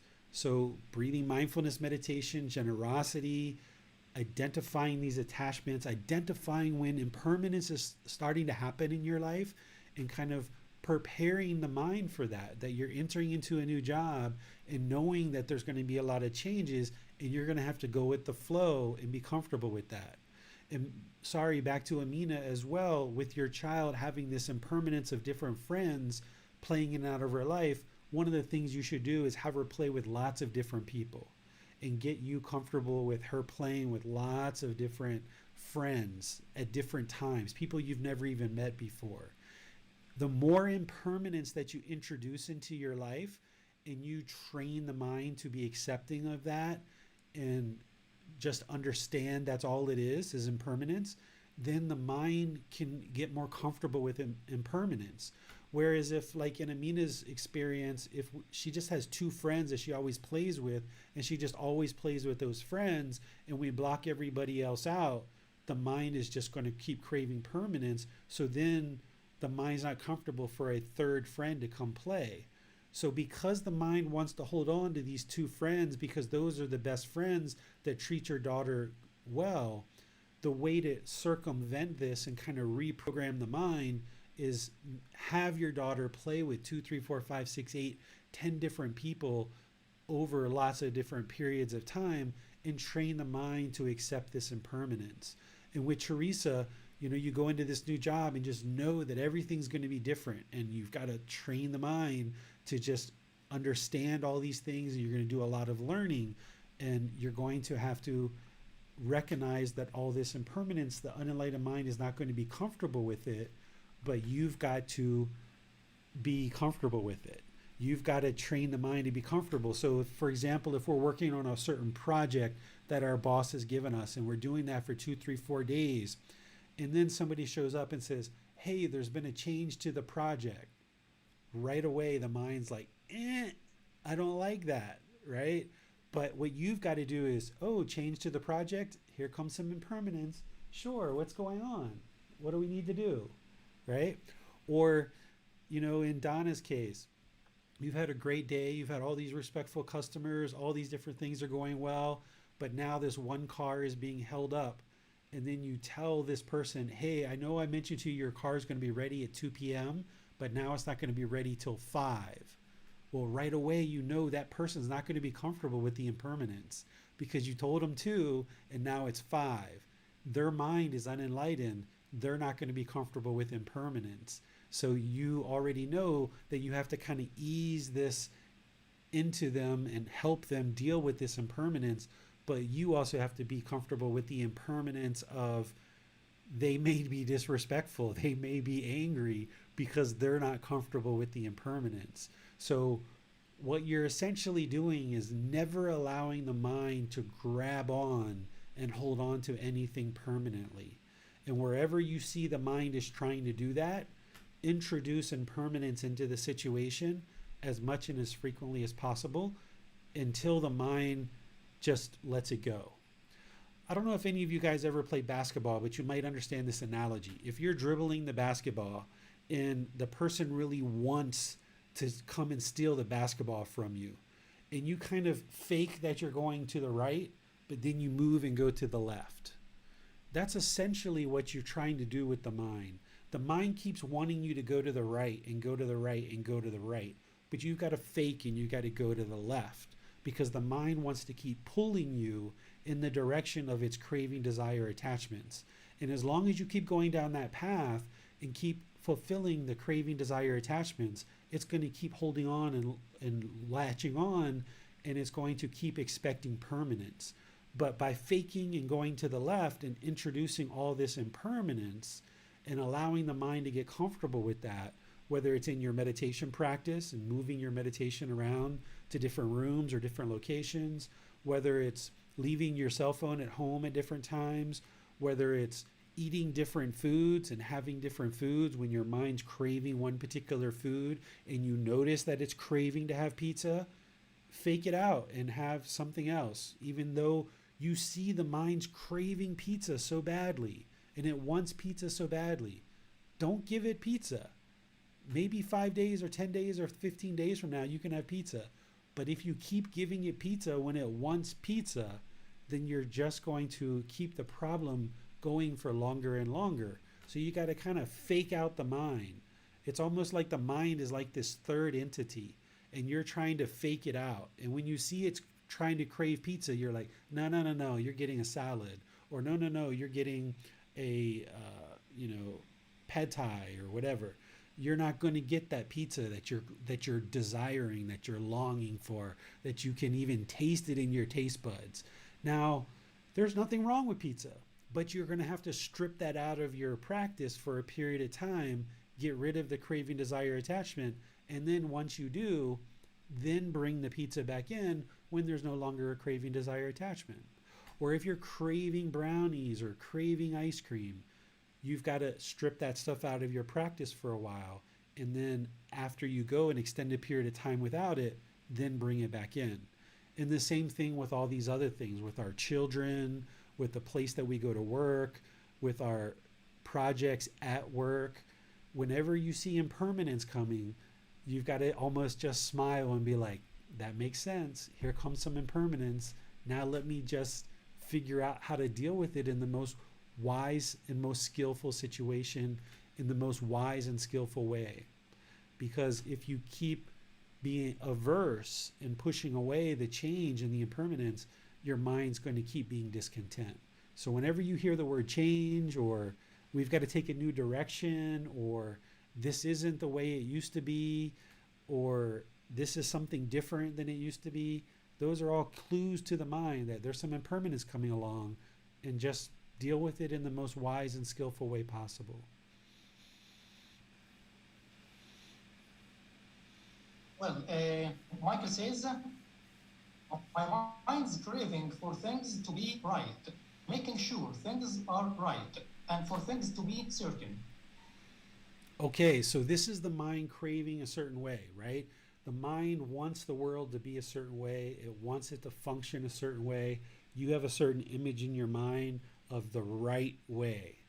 And that's the mind craving its own permanence, its own perspective of the world.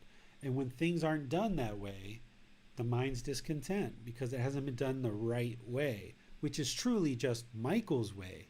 It's not the right way necessarily, it's Michael's way, right? So when we latch on and we crave this permanence for things to be done our way, then we go around and we try to control people to do things our way. So you've got to let this go and allow things that you're going to try to have a certain goal to move things in a direction that you know is helpful and beneficial, but you've got to recognize that things can't be your way all the time. That's permanence. It's not going to happen. I think that's all that we have for now, teacher. Okay, anything from you, James? We just had Michael post a follow-up. He said, David, I just got an idea relating about craving, that instead of just focusing on the craving, like craving for a chocolate cake, I'll just do the opposite of it and just focus on the solution, like the solution of just breathing mindfulness in the moment of that craving. Yeah, this is like faking out your mind, right? What you can do is wherever you feel your mind's pulling in a certain direction towards something, you just move it in the opposite direction. Now, oftentimes when we talk about cravings, we think about food, and I just brought that one up as an example, but the way we're using craving in Buddhist teachings is this mental longing with a strong eagerness, not just towards food, but it pulls towards everything, the objects of its affection. So if you're at home and you're having this burning desire to go to the movies, and you just want to go to the movies so badly, that's a craving, desire, attachment. There's nothing wrong with going to the movies, but the mind wants it so badly. And then if you don't go, maybe the mind's going to be sad or angry or frustrated. So when you observe that and you identify that craving, that's where you've got to reflect and you got to see, the mind wants to go to the movies. Look at that. You sneaky little devil, you. You know what? You're not going to the movies. You're going over here. And you go to the library, or you go play football or basketball or whatever, or you go on a walk, or you do something else, right?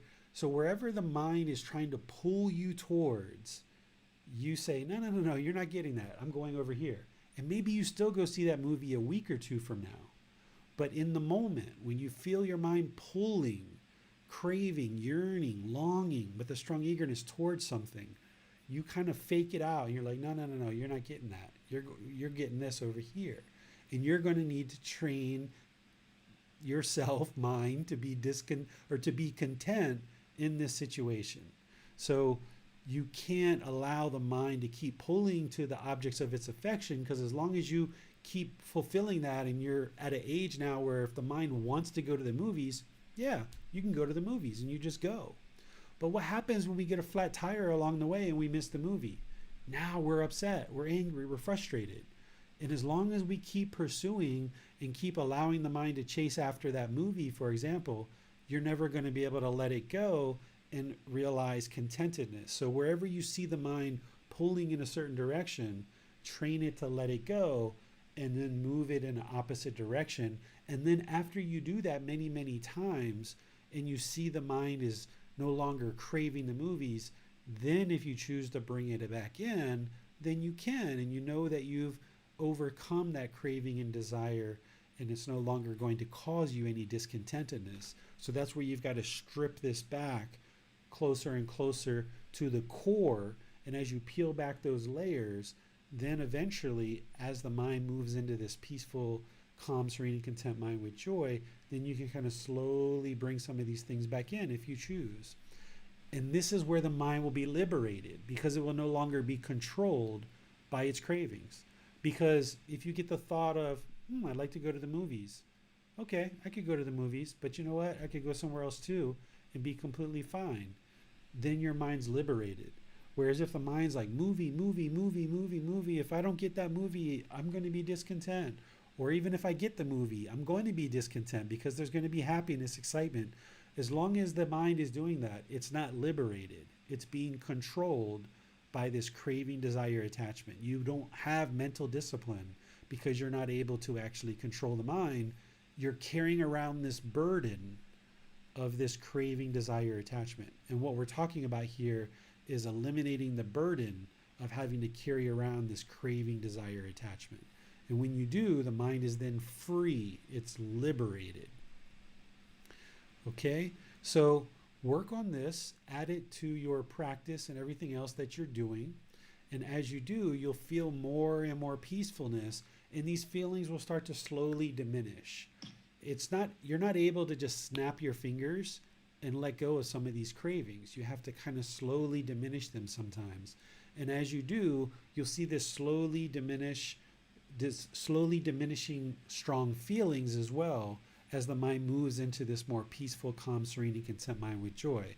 So maintain your breathing mindfulness meditation, your practice of generosity, and now add this to it, that whenever the red light goes off, painful feelings, pleasant feelings, or feelings that are neither painful nor pleasant, look at that red light and start reflecting. What are the craving, desire, attachments? You uncover those. If you need help, make a post in the Facebook group, reach out to me privately, send me a private message, ask a question in class. I'll help you identify these attachments and then put together a plan for how to distance the mind from it so that it can let go and it can be liberated from these craving, desire, attachments.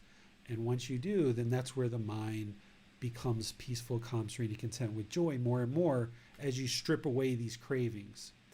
One of the ways that I think about this is if you think about a truck, a pickup truck, and you have all this garbage or this junk, this pollution in the middle of the pickup truck, and you put a cargo net on top of it.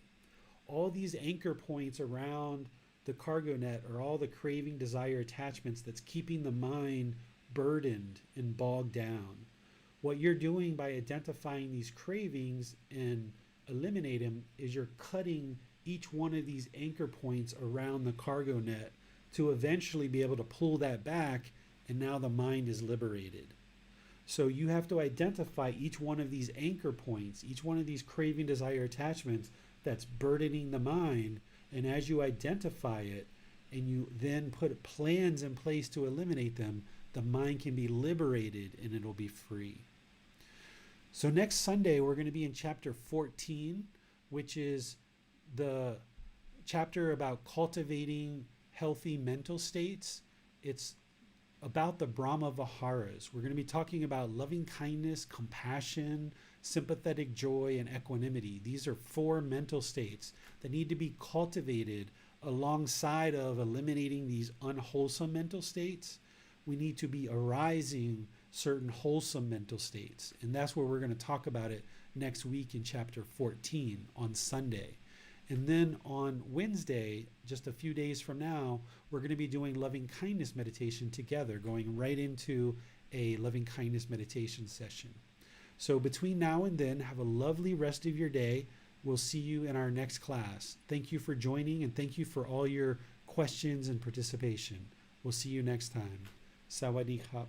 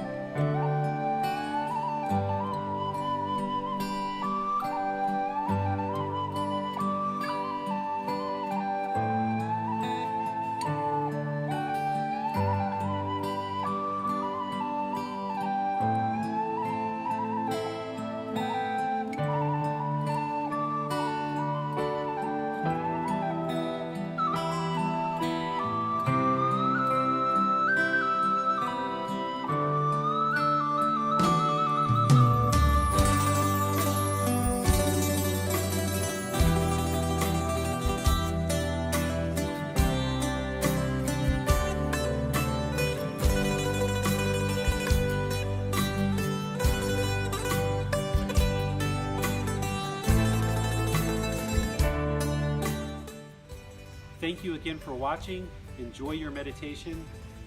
Look forward to seeing you online and answering any questions that you might have. Thank you so much.